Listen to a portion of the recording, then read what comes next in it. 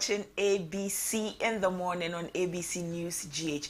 We are glad you've tuned in to us to enjoy your morning with us. Today's conversation is going to be engaging. The show is very packed. We are bringing to you stories that are riveting and engaging. We'll be carefully looking at issues that have taken over the airwaves. There's so many things we need to discuss today, and all of them will be discussed on ABC in the morning. Before we delve into ABC in the morning, this is what American actor and humorous social commentator Will just reminds us to do. He says that don't let yesterday take too much of today. Don't let yesterday take too much of today. What does this tell us? It tells us not to dwell on the things that are gone. Let's not dwell too much on the past. Let's look forward to the present and forge ahead. Don't let yesterday take too much of today. There may have been some things that you regret doing yesterday. It is good to be very introspective. You take a look at the day and see what happened, but don't carry it into the new day so much so that you forget to enjoy today. The day is open for you. There's so much in the day that you can access. The day is packed for you to enjoy it and for you to make the most out of it. So I encourage you to look forward to today to being the best day yet that you would have. You've got this. This is ABC in the morning. We'll be back with Front Story. Stay with us.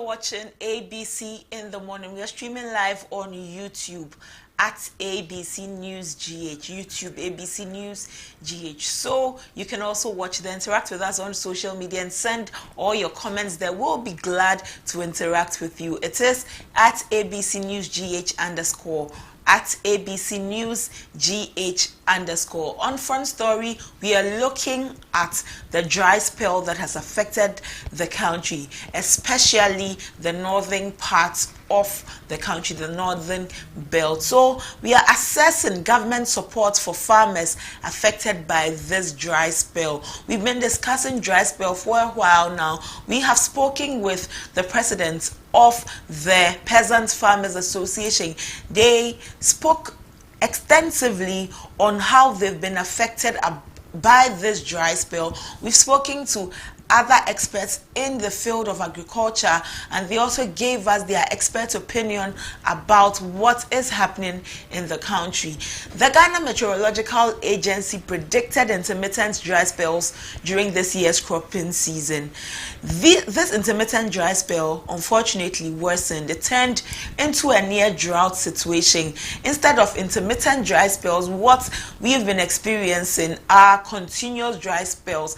These continuous spells have disrupted the crop season, and the regions that have been worst affected by this continuous dry spell are the Upper West, the Bono East, and the northern regions. Because of this, maize, rice, coconut, soya bean, sorghum, millet, and yam crops have experienced severe water stress. They have experienced severe water stress. We get these foods, these crops from the northern sector, and because of this dry spell, we are not getting as much as we should have. But the sector minister, the agricultural sector minister, says that the dry spell has resulted in significant losses for farmers, which is very true, with an estimated investment loss of 3.5 billion cedis. Estimated investment loss, 3.5 billion Ghana cedis. The Ministry of Food and Agriculture have said that this dry spell is affecting livelihoods. The dry spell is affecting the farmers, and it is putting the nation at a risk of nationwide food shortage. Nationwide food shortage. If the regions that give us these foods are experiencing this dry spell, obviously the regions that depend on them are going to suffer.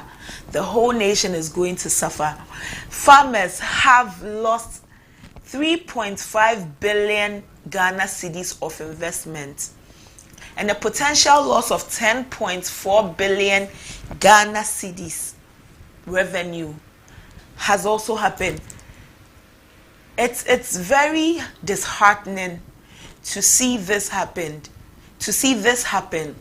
And the Food and Agriculture Ministry has outlined some measures from government, response and measures from government to support some over 800,000 farmers who have been affected by this dry spell. It is a dry spell of a very large and huge magnitude. A dry spell of a very huge magnitude, because if over 800,000 farmers have been affected, this is quite disheartening. I cannot begin to imagine what they have endured all of these months that the dry spell has persisted. Let's listen to the Minister of Food and Agriculture. He has outlined government's response and the interventions government is putting in place to help the farmers. Let's listen to him. To bring relief to the general population, we are setting up an online grains market starting the 10th of October to enable the public conveniently access grains, that is maize and rice, at affordable prices. We did mention that we are going to import some maize. Some of these maize will come to the market to also help bring down the price of maize and rice. We have so far received about 34,000 metric tons of rice in our warehouses, and we are waiting for 100,000 metric tons of maize to arrive on the 16th of October. We have also received 500 metric tons of maize from ECOWAS, and we are expecting another 8,133 metric tons of maize from ECOWAS in the next 2 weeks.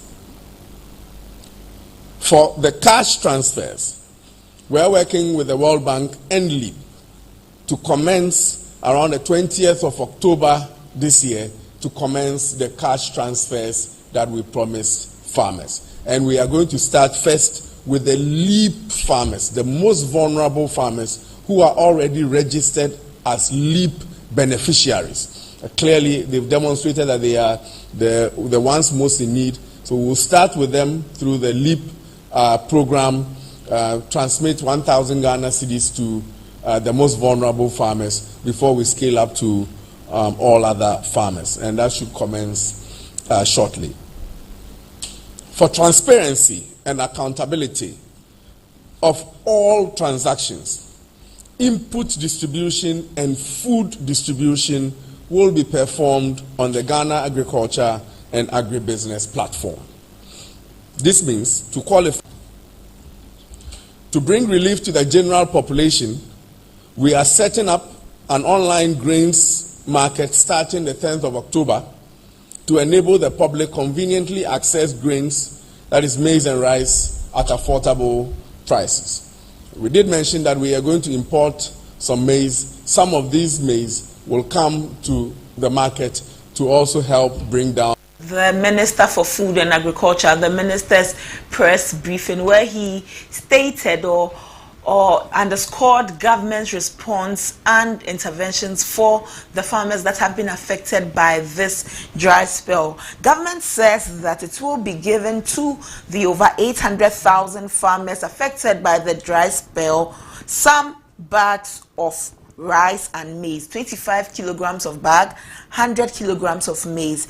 He also said that the World Bank has given government some money, and the government, after engagement with the World Bank, is set to commence some cash transfers. But in these cash transfers that will be, and the monies will be given to the farmers, they will start with the vulnerable farmers under the LEAP program.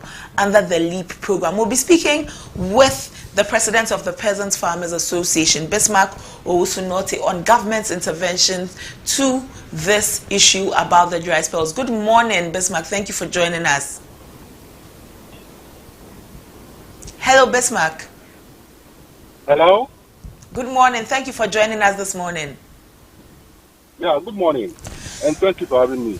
Bismarck, government has outlined some plans for the farmers. They'll be rolling out some cash programs for the farmers, and they are starting with the vulnerable farmers. Can you please speak out a bit? I can barely hear you. Hello, Bismarck. Can you hear me now? Yeah, but the line is very, very faint. Can you hear me? Hello, Bismarck. Hello. Hello? Yes, can you hear me? Well, Bismarck, government has rolled... Hello, Bismarck. Well, we'll try to establish better contact with Bismarck. He is the executive director for the Peasants Farmers Association.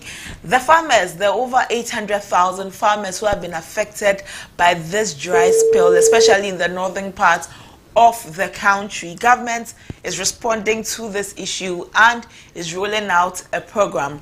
Government says that after engagement with World Bank, it is set to commence cash transfer that it promised farmers, and it will commence on the 20th of October and will start with farmers under the LEAP program. Farmers who have registered under LEAP. The farmers who have registered under LEAP, they are the ones who will receive the cash transfers that government had already promised them, and it will start on the 20th of October this year. We're speaking with Bismarck Owusu-Nortey, Executive Director for the Peasants Farmers Association. Good morning, Bismarck. Can you hear me now?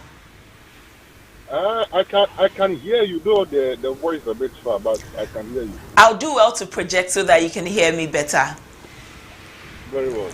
Bismarck, government is set to roll out a cash transfer to farmers who have been affected by the dry spell. They say that they will start with the farmers under the LEAP program. As the Peasants Farmers Association, how do you receive this news of the intervention by government? Well, thank you very much, and thank you for having me. First of all, let me put on record that Peasants Farmers Association of Ghana is not against any intervention that seeks to bring relief to farmers across the country. Indeed, during the height of the drought, we were the first group that called for government assistance, and to the extent that we even called for the supply of food and some compensation for the farmers, including input, to enable the affected farmers to be able to recover their lost investments. So for us, from having government coming in to make this particular provision is something that aligns with what we proposed. However, where we have issues, we are with the approach that is being used by government to provide this support. In the first place, if you recall, when the minister had a first briefing on the matter, he indicated that over 900,000 farmers were at risk of being affected by the dry spell. And then per their own calculation, they realized that about 400,000 farmers were actually affected. We actually challenged that particular figure because our information on the ground doesn't seem to suggest that the numbers were that high. Indeed, engaging with a couple of our insiders across the various states show that the numbers may have been inflated. So what we wanted was that the ministry should come out with a very clear database of the numbers that they are peddling around, so that we can all verify and know whether indeed the farmers that are being targeted for the support are indeed the farmers who are suffering from or suffered from this particular dry spell. But unfortunately, as of now, we do not have that particular database. So it's difficult to know on what basis are we now using a number that is 800,000. Because in the first place, you mentioned over 900,000, then 400,000. Now we are talking about 800,000. So the question is, how are we getting these numbers? It makes us have a lot of doubt. Secondly, we are informed that the ministry said they are going to use the Ghana agribusiness and agricultural platform. That's the GAP app for farmers to register and then the benefits from those support. This is the same app that was used for the PSJ 2.0. And you know the PSJ 2.0, the registration started in March of this year. From March to August, the total number of farmers who are registered on that platform is less than 300,000. And this is for the whole country, not a particular zone or region. This is for the whole country. The total number of farmers on that platform is not up to 300,000. So if government is now telling you that they are going to use that same platform to provide support to 800,000 farmers in only some selected regions, that's a problem.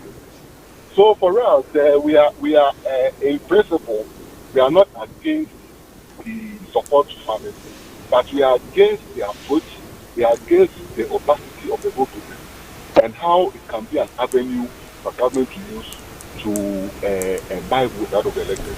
So that's what we have our concern. Bismarck, if you're against the approach, which approach would you rather the ministry adopted in addressing the issue?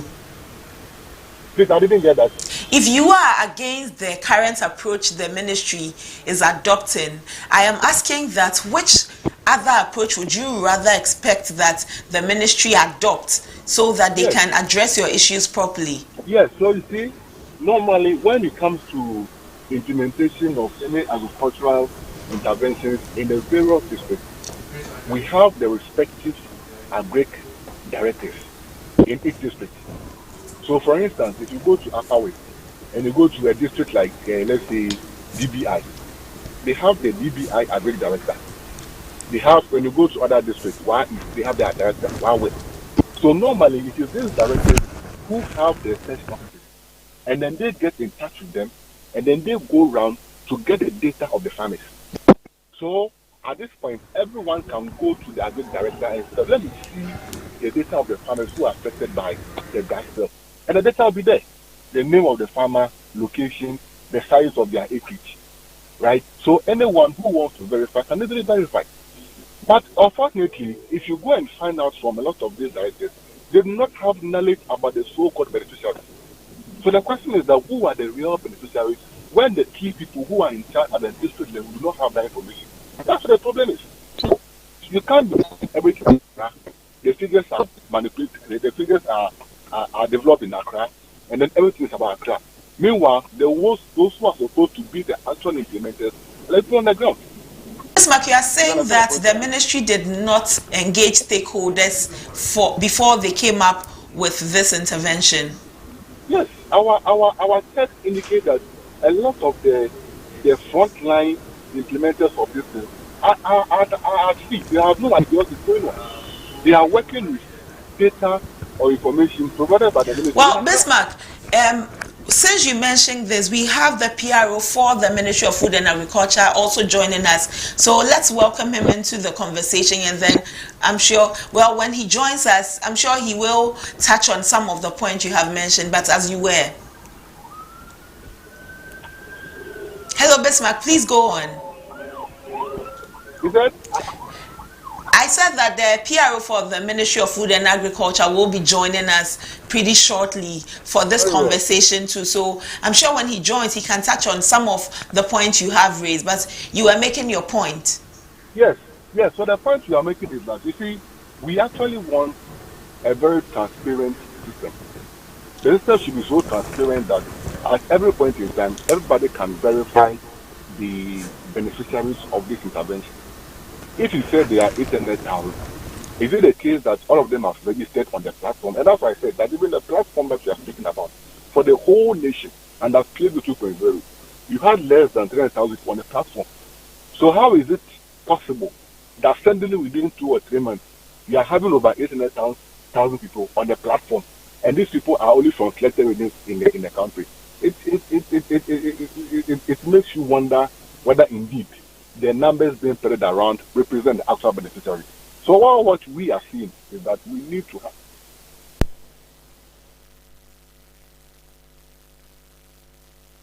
Joining us, Tanko Bagbara. He is the PRO for the Ministry of Food and Agriculture. Thank you for joining us this morning, Tanko. Hello, Thank Tanko. you for having me. Thank you for having me. Tanko, we are having a conversation on these interventions that the ministry is looking at implementing so that you can mitigate the situation of the dry spell. The president or the executive director of the Peasants Farmers Association has raised some concerns. But before we get to his concerns, the ministry says that there will be some cash transfers. How much of this are we looking at? How much money are the farmers going to receive? Yes, thank you very much for this opportunity, and my regards to the Peasant Farmers Association. Yes, so we all recall what happened, and that needed some urgent attention. We've come this far in terms of data verification and validation. Not only the Ministry of Food and Agriculture that was involved in this, we have international organizations who took interest in actually validating this data that we have.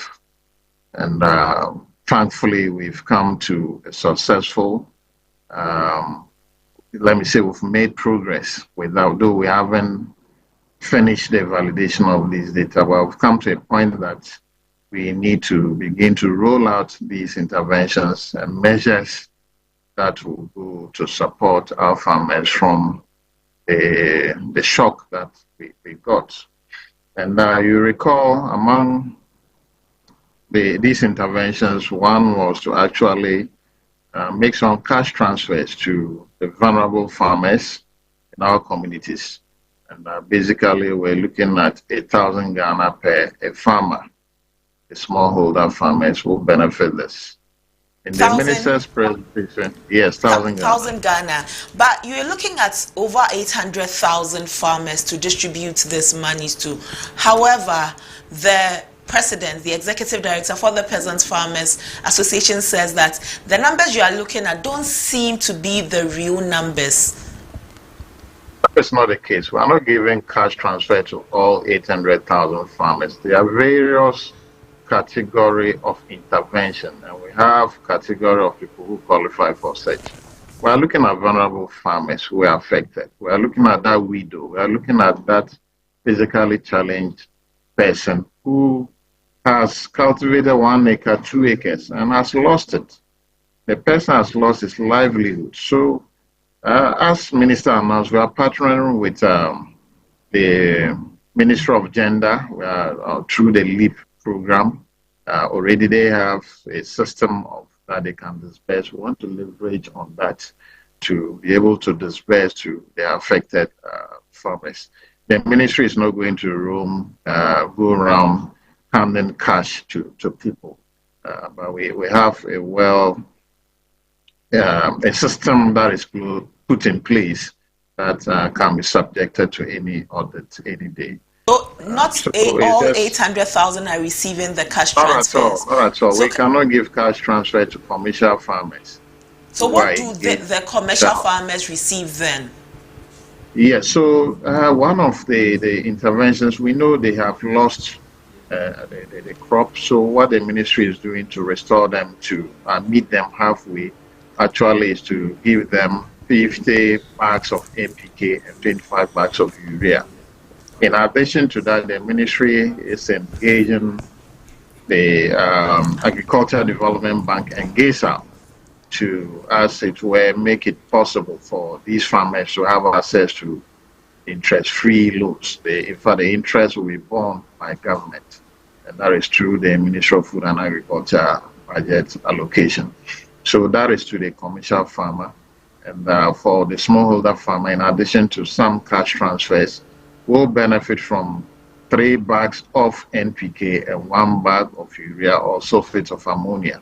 That can go a long way to support them to re-establish their farms.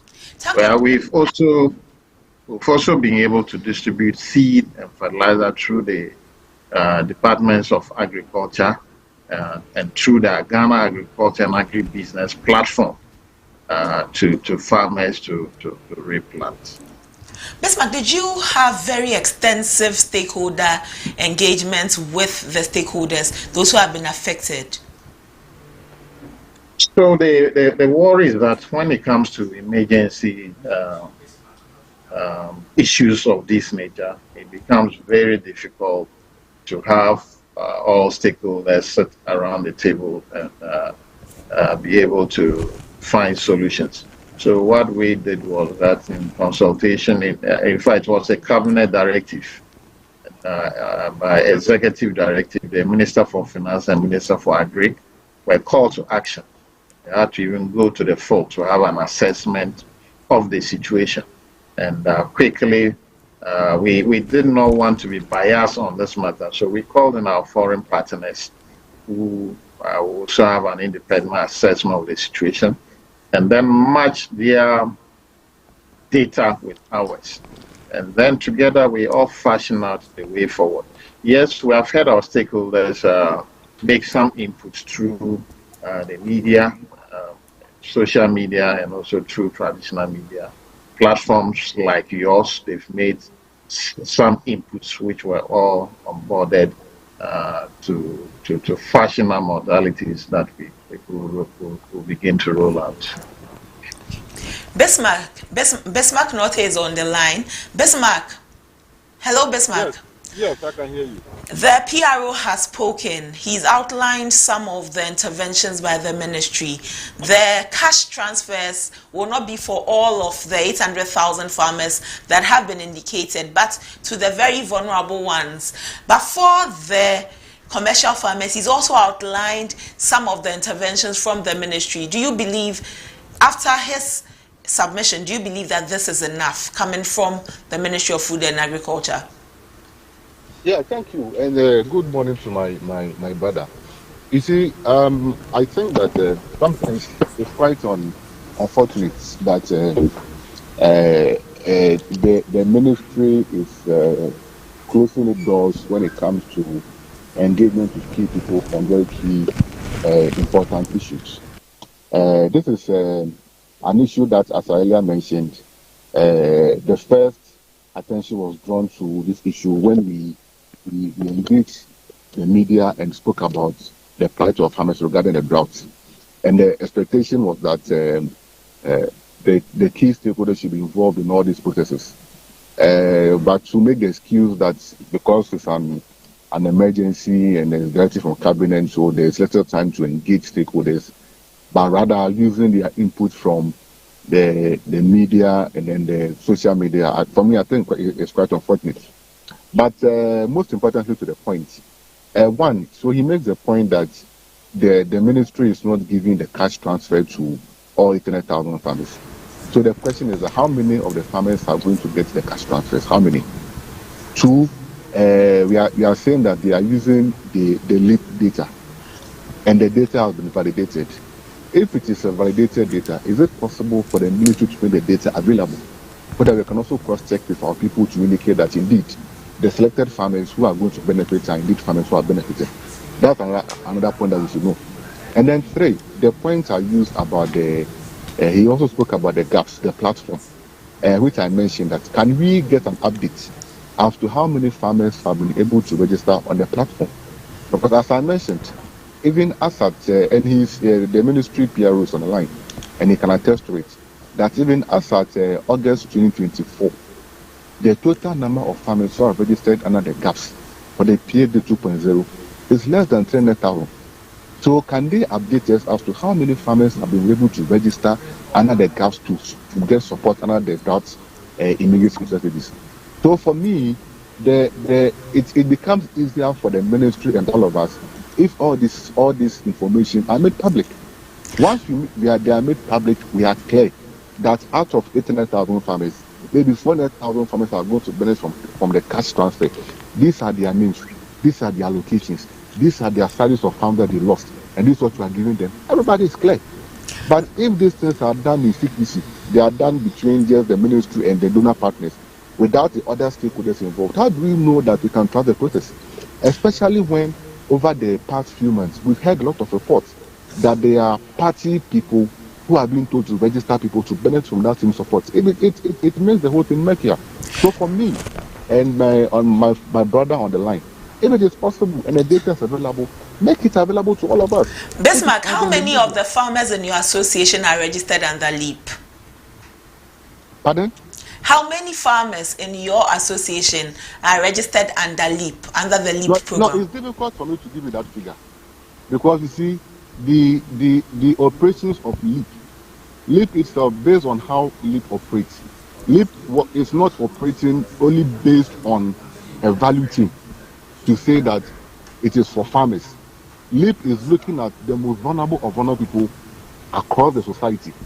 So it could be any Ghanaian, as long as they don't meet a particular threshold when it comes to their income, they are part of LEAP. So definitely you would have some people who are farmers, who are vulnerable, who are part of LEAP. And you could have others too who are not farmers but they are part of LEAP. And the LEAP data is being handled by the Ministry of Gender and Ministry of Gender. Yes, that's what I know. So with that, you can't easily say that you can get a number of farmers who are under LEAP. In your association, I'm asking the number of farmers in your association, in the Peasants Farmers Association, who... Well, that's what I'm saying, that it's difficult to tell because that data with LEAP doesn't sit with, we don't have that data. All right. That data of LEAP beneficiaries sits with the Ministry of Gender. So I can't be able to, for my association, I can't be able to, when I'm collecting data from my members, I don't ask them whether they are beneficiaries of LEAP. So I can't give that data.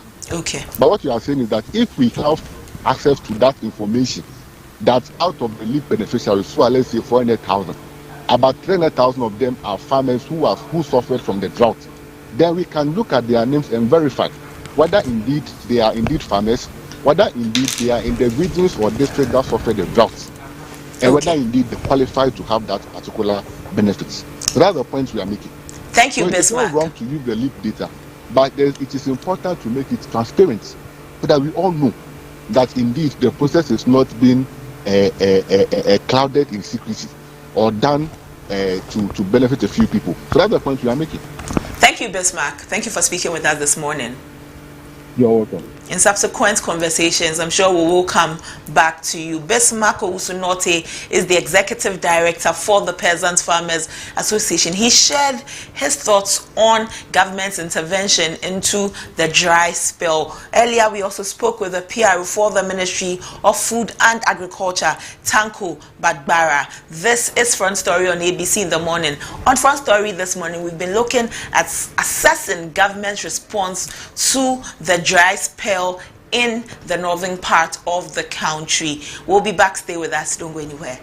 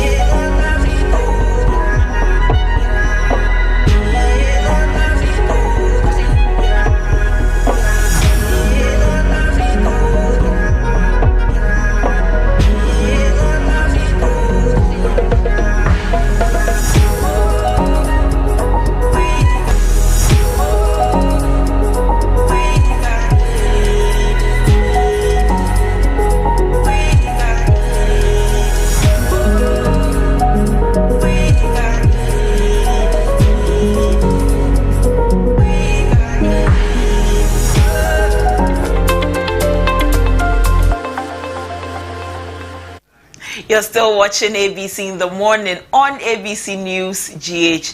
Interact with us on social media. We would love to hear from you at ABC News GH _ at ABC News GH _. While you interact with us, do well to give us a follow. When you go on our YouTube, kindly subscribe to our channel, and we would be glad to serve you all of the best news that you require. We are getting straight into sports and trends, and Godwin is on to give us the latest in trends.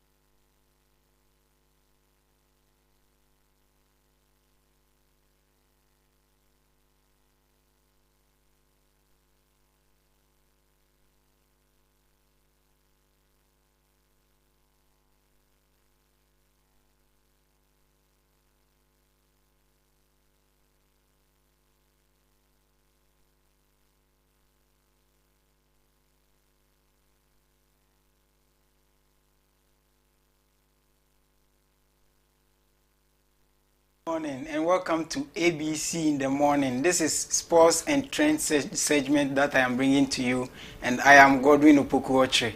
So let's get straight into the trends that we have for today.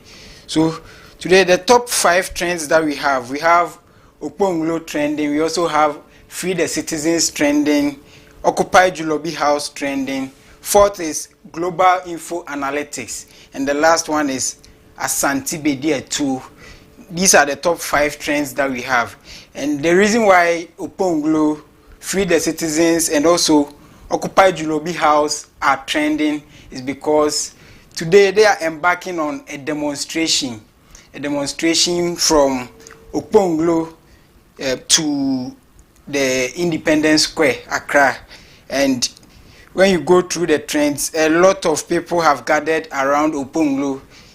And there is a heavy security presence too, that they are about to embark on the strike. So the police arrested some citizens following the Democracy Hub demonstration, and they were arraigned before court. So these people are demonstrating for these the ones arrested to be released from police custody. And that is why we have those 3 trends being Okponglo, Free the Citizens, and Occupy Julobi House. We also have Global Info Analytics trending. Global Info Analytics is an institution that has been engaging in polls, and they've come out with October polls for the coming 2024 general elections, and they are predicting NDC to win the elections, followed by NPP. They said NDC would win by 51.1%, and NPP will have 37.3%. We also have Afrafranto Party with 4.1%, and Cheddar would have 6.2%, and the others involving other parties and also independent candidates would have 1.3% shared across board.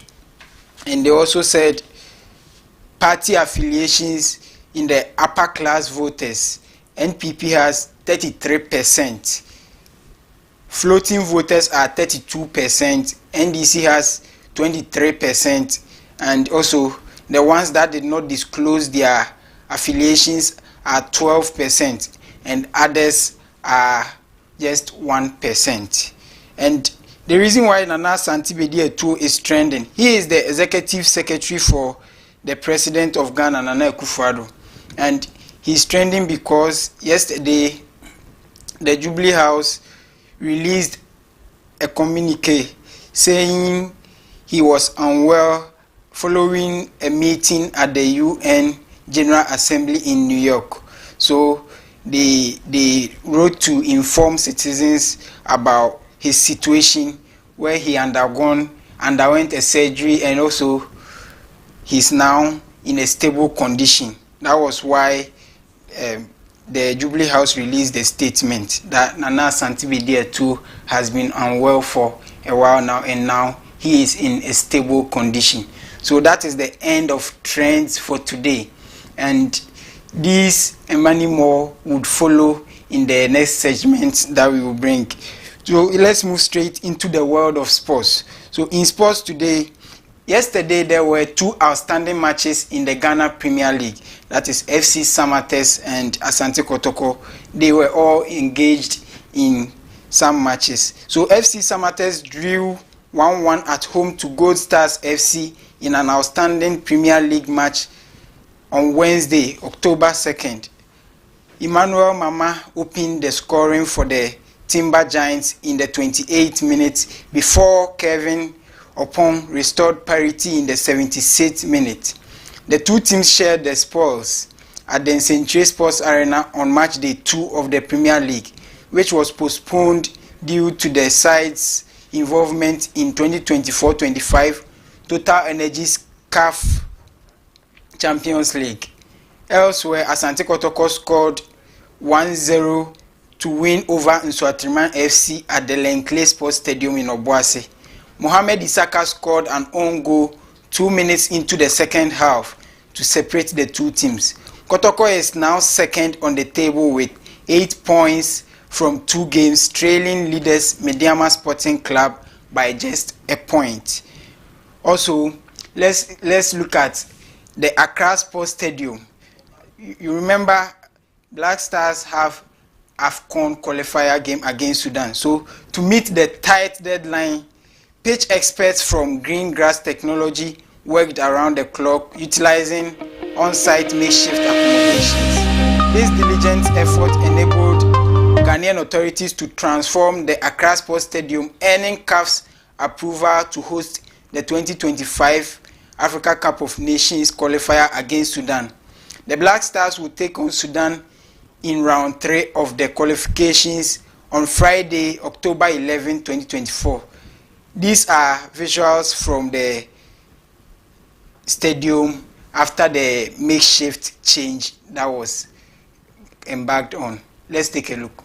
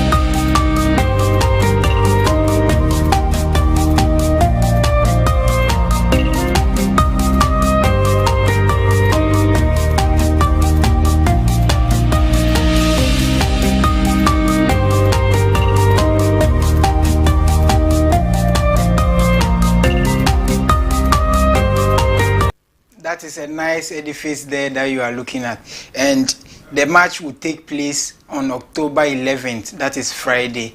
So Ghana would look forward to qualifying for the AFCON 2025. And that is all for sports and trends for today. I am Godwin Opoku-Ochre.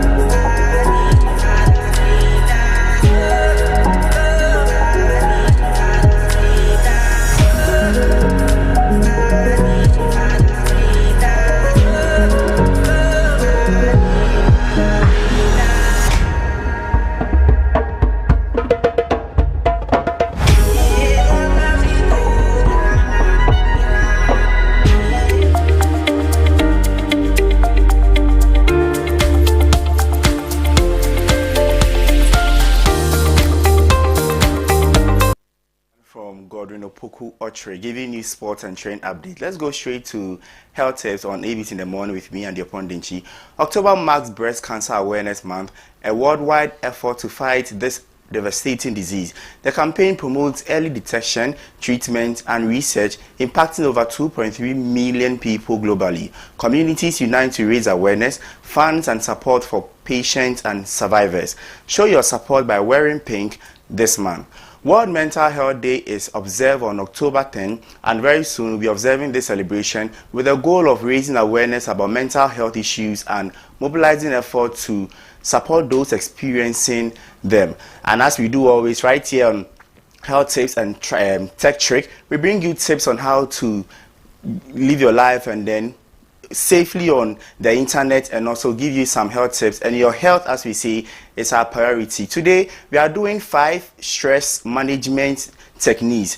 So let's start with the quote as usual. The greatest weapon against stress is our ability to choose one thought over another. This is a quote from William James. Now moving straight to the 5 stress management techniques you can use to be able to develop and overcome mental health. It's deep breathing. The first one is deep breathing exercise.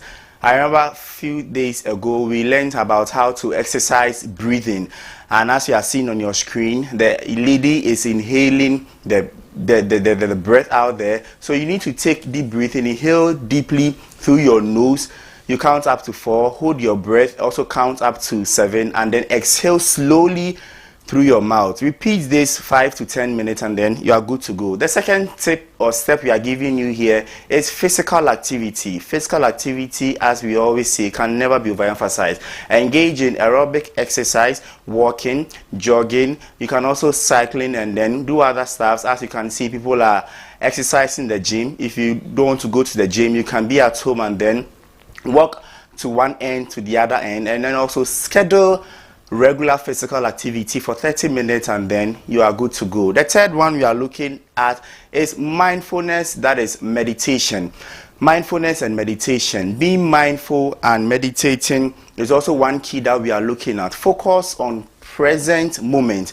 Don't focus on the past. Whatever that has happened within some few months or years has already happened. Leave it to the past and then focus to the present, and then think of the future and how you can be able to live a pleasing life to yourself. So let's go of thoughts and worries. Use guided meditation apps like Calm and Headache. As yesterday we learned on Tech Trick, we gave you some apps that you can use to be able to help with your mental health. We learned about Calm and Headache. So you can download these apps and then you are good to go. Practice mindfulness within 5 to 10 minutes. And then you'll be able to have your pleasing life and then live a life that you want to live. The fourth step we are giving you to manage your stress is journaling. Journaling is very good. Writing down things, writing down your thoughts and your emotion is very important. Identify stress triggers. And research says that 77% of journalists report improved mental health. National Journaling Survey says that, and then 63% of journalists report reduced stress. So when you keep a journal, everyday journal, you're able to reduce your stress. Journaling can also decrease symptoms of depression by 40%. Journaling as well can improve sleep quality, and then you are good to go. So make sure as you go through your day, you keep a journal, your day's activities, where you go, and then people you engage in. Write things down to help you to overcome your stress and then have a good life to live. The last one we are giving you here is grounding techniques. And the grounding techniques, we are giving you 5 focus senses, and the 5 focus senses we are looking at is sight, that is your nature. We're also looking at sound, music, birds. You can also listen to some soothing music. Also smell, essential oils that you need, and touch. You need to also have texture and temperature. The last one, another 5th point, is taste. Healthy snacks. You need to take healthy snacks as you go through the day, and then practice grounding exercise from 5 to 10 minutes. So right here on Health Tips on ABC in the Morning, we brought you 5 stress management techniques that you need to have. Before I leave, let's end with a quote, and this is from Louis. He says that you can't go back and change the beginning. You can start where you are and change the ending. So right here on ABC in the Morning on Health Tips, this is what we brought you. We brought you 5 stress management techniques that you need to have. My name is Andy Opondenchi. We'll come back with more. Do stay tuned.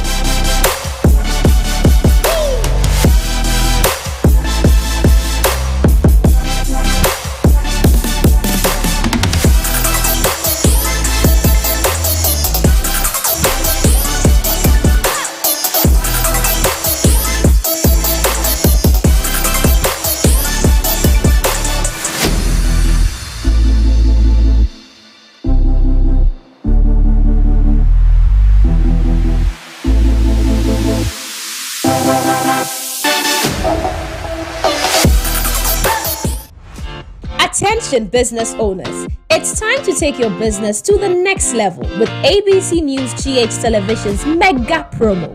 From August 1st to October 31st, 2024, we're offering you unbeatable deals to advertise your products and services. Don't miss out on this amazing chance to reach more people and grow your brand. For more details, give us a call on 050-993-0360. Remember, terms and conditions apply. Follow us on social media at ABC News GH _.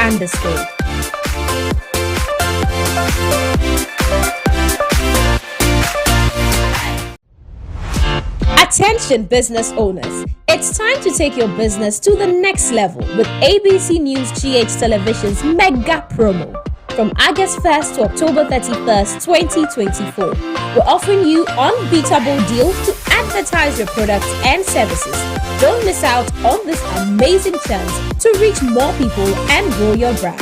For more details, give us a call on 050-993-0360. Remember, terms and conditions apply. Follow us on social media at ABC News GH _.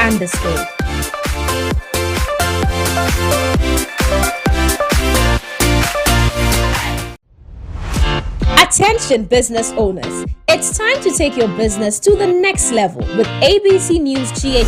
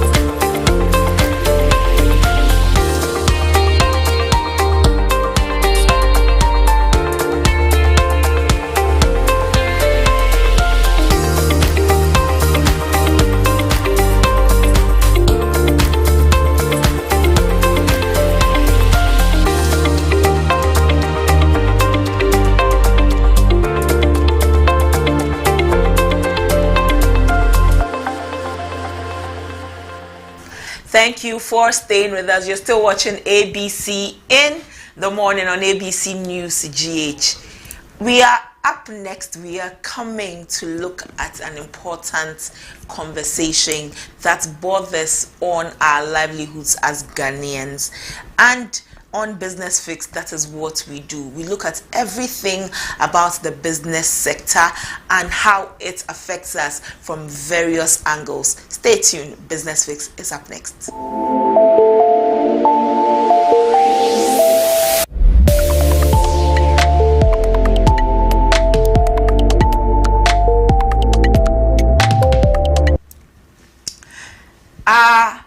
Livelihoods as Ghanaians is very important because that is what drives why we wake up in the morning. You want to go out in the morning, work, and know that at the end of the day you are receiving some good money.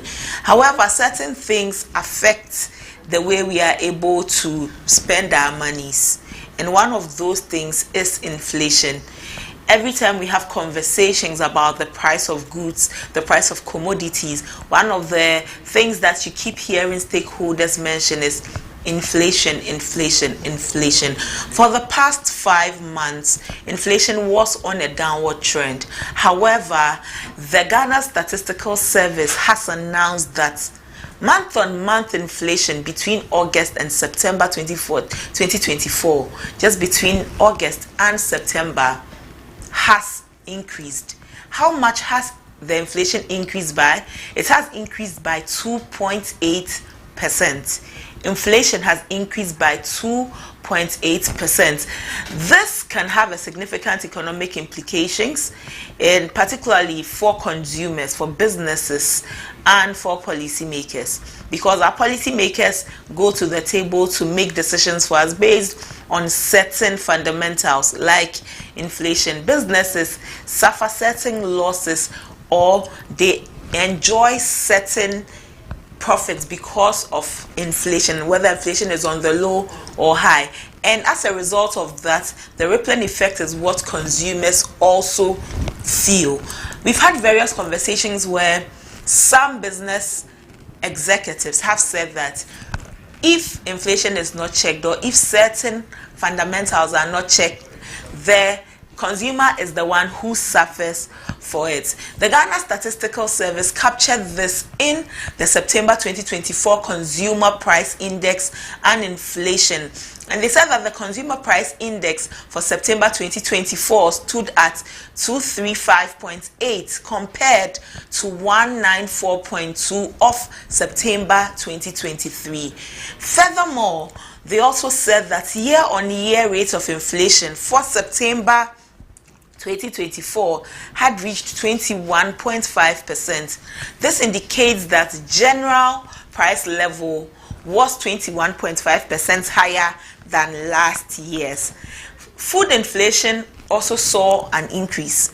However, non-food inflation saw a decline. The decline to 20.9% from 21.5% of last August. So where general inflation has increased by 2.8% from August to September, non-food inflation has declined from 21.5 to 20.9. And this general inflation shows that there has been a reversal.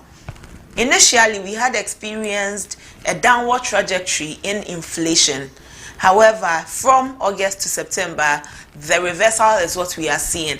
The government had initially targeted that by the end of this year, inflation should reach 15%. So government's target for inflation for 2024, for the end of 2024, is 15%. However, at the moment, that is not as it stands.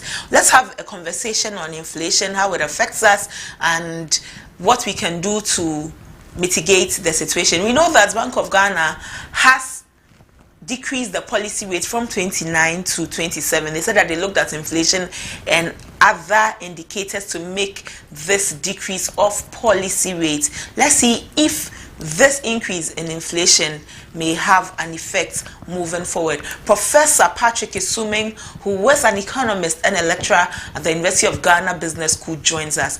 Good morning, sir. Thank you for joining us this morning. Good morning and good morning to the viewers. It's a pleasure to be here. Inflation month on month between August and September has risen 2.8%. Should we be worried about this?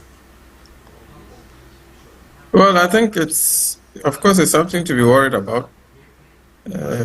So, inflation has increased after declining for the first time in about 5 months or so.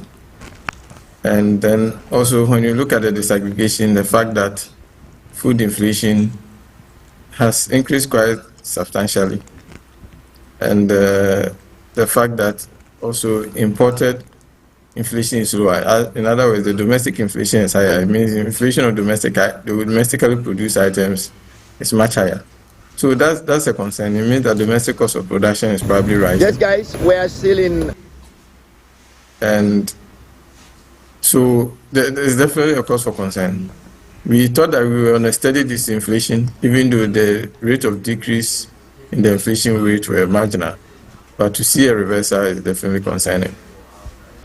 Well, to see a reversal is concerning. However, the last time we had a conversation, Prof, we know that the Bank of Ghana reduced policy rates by 2%, and they said that they looked at inflation to reduce this policy rate. Seeing us now, we are seeing a very sharp increase in this month on month. Do you think that Bank of Ghana would be doing a turnaround in the next meeting that they have? Because this trend might also become another where it will be soaring. Yeah, I think when we spoke after the policy rate, I did mention I was quite surprised to see that they reduced the policy rate. I thought that they would have waited a little bit to see how things are panning out. Having said that, I don't think that we will see a dramatic turnaround because the inflation rate has increased. That's not how central banks work. Central bankers, you don't react. You are not overly sensitive to small movements. You have to see underlying trend. So it's possible that they will look at the core inflation that they tend to focus on, and that is the inflation without energy and utility items. So if they see that the core inflation is still relatively steady, they might not take any action. But one reading or one point where inflation has gone up does not necessarily give a full picture. The BOG will look at underlying trends and see whether it is just a one-off or not before they take action. But regardless, I thought that it wasn't the right time to reduce the policy rate as they did the last time. But I don't think that this one reading will cause them to reverse course by increasing the policy rate at the next meeting. Prof, which sector will you say has contributed greatly to this increase in inflation? Well, without a doubt, we see that it is food inflation. Food inflation is the one that has gone up quite dramatically. And I think that is a worry because it just tells you that coming out of the harvest season, we are now even heading into the lean season. We are likely to see food prices continue to rise. But this is not a surprise. I think even during the harvest season, farmers have been complaining about rain. And one of the items that saw the biggest increase, one category of items, is the vegetables, roots, tubers, plantains. That saw a steep increase in their prices. I think it was around 44% or so. These are things that we generally produce locally. But I'm sure you've heard about farmers complaining about rains. Yes, we discussed that just before we got to Business Fix. So I think that should tell us exactly that there's a problem coming, because the challenges that we mentioned during the planting season, the fact that rain is still extremely, agriculture is extremely dependent on the rainfall patterns, and the fact that the farmers have been complaining about inputs, critical inputs like fertilizers, and even all these inputs are getting more expensive. I think that already told us that this problem was coming, so it's no surprise. So, but I think the food inflation is perhaps the biggest problem, because food is such a basic thing for Ghanaians, and to see food prices skyrocket like that is a problem.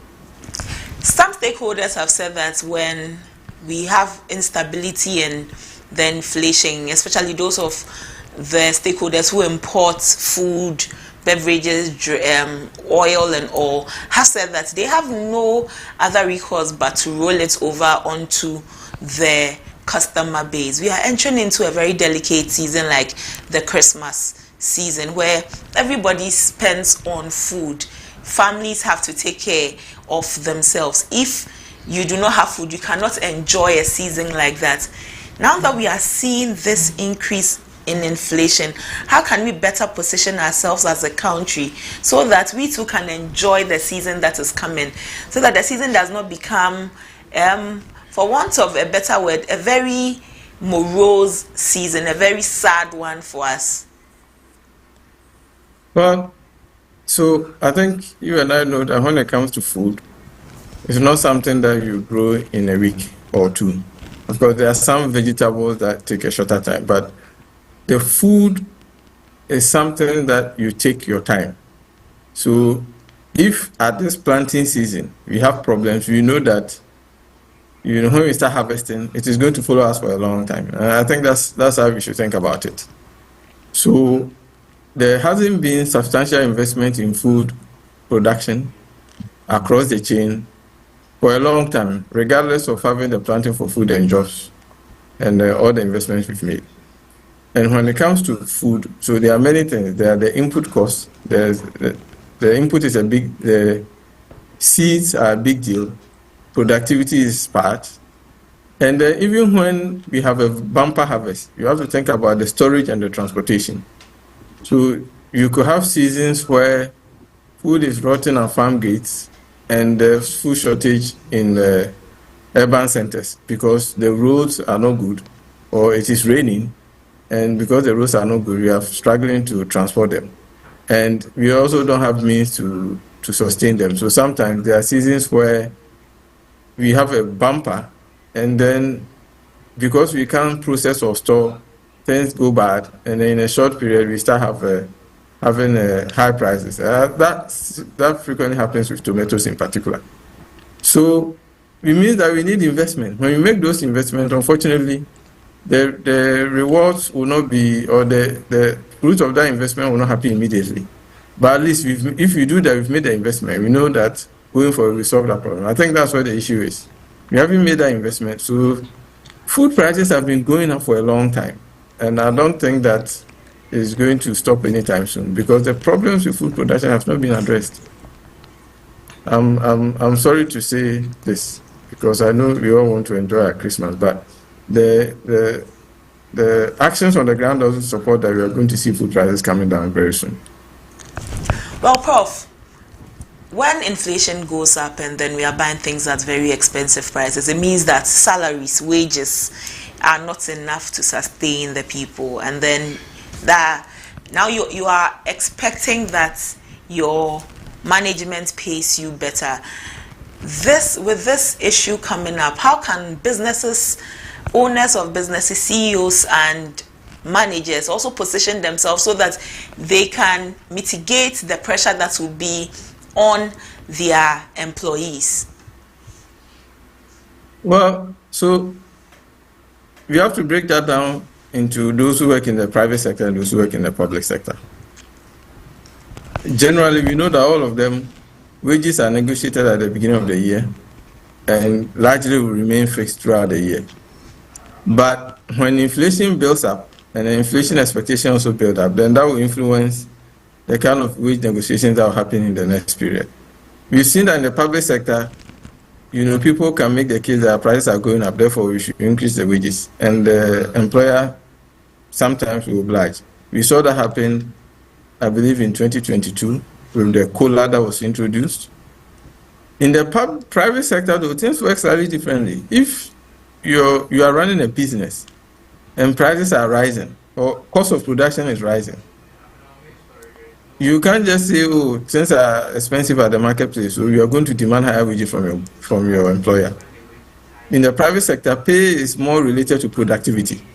So if there are cost rises from other sectors, and then the workers are working harder and bringing in more, then it makes it easier for them to expect maybe a bonus at the end of the year or something. But it's not a simple thing that, oh, because inflation is high, you just go and demand higher wages. That's more likely to happen in the public sector, not in the private sector. Right. Because you see, if you say prices are high, so you're going to demand higher wages, you are putting more pressure on the business. And the firm can respond by deciding to cut the number of workers, which is not what you want. So we must work as a nation. The government, the financial sector must work as a nation to reduce this inflation. We need to get down so that everybody can be comfortable. Prof, government says that at the end of 2024, it is targeting a 15% inflation. Will we get there? Can we get there? I think this makes it normal unlikely. I mean, we have only 3 more readings to the end of the year. So, we seem to have a downward momentum. So it was a little likely that we could achieve it.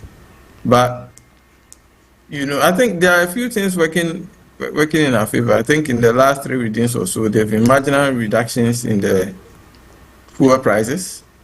That helps. But at the same time, we've seen that the CD depreciation seems to be increasing again in recent times. So that will sort of balance it out. And if there are no more increases in transport prices and other things work in our favor. But I think it's less likely that we meet the target than before this inflation number was released. It is less likely that we will meet the target. Prof, thank you for speaking with us. We're hoping to see and hear better news as the year goes on. Yeah, let's hope that there are better things ahead. Thank you, Prof. Professor Patrick Isuming is an economist and a lecturer at the University of Ghana Business School. He helped us with this conversation on inflation. Inflation, month-on-month inflation, has increased by 2.8% from August to September. That's all for Business Fix. Stay with us. We'll be back.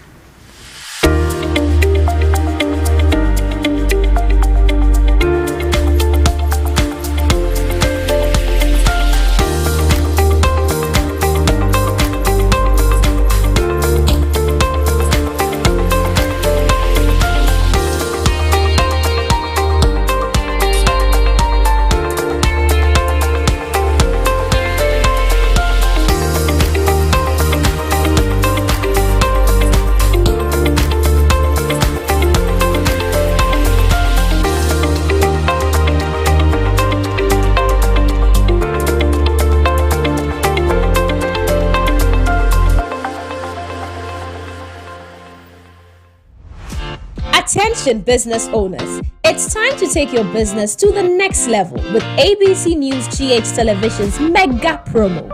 From August 1st to October 31st, 2024, we're offering you unbeatable deals to advertise your products and services.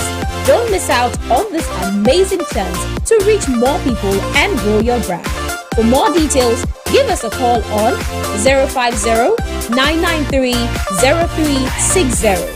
Remember, terms and conditions apply. Follow us on social media at ABC News GH_.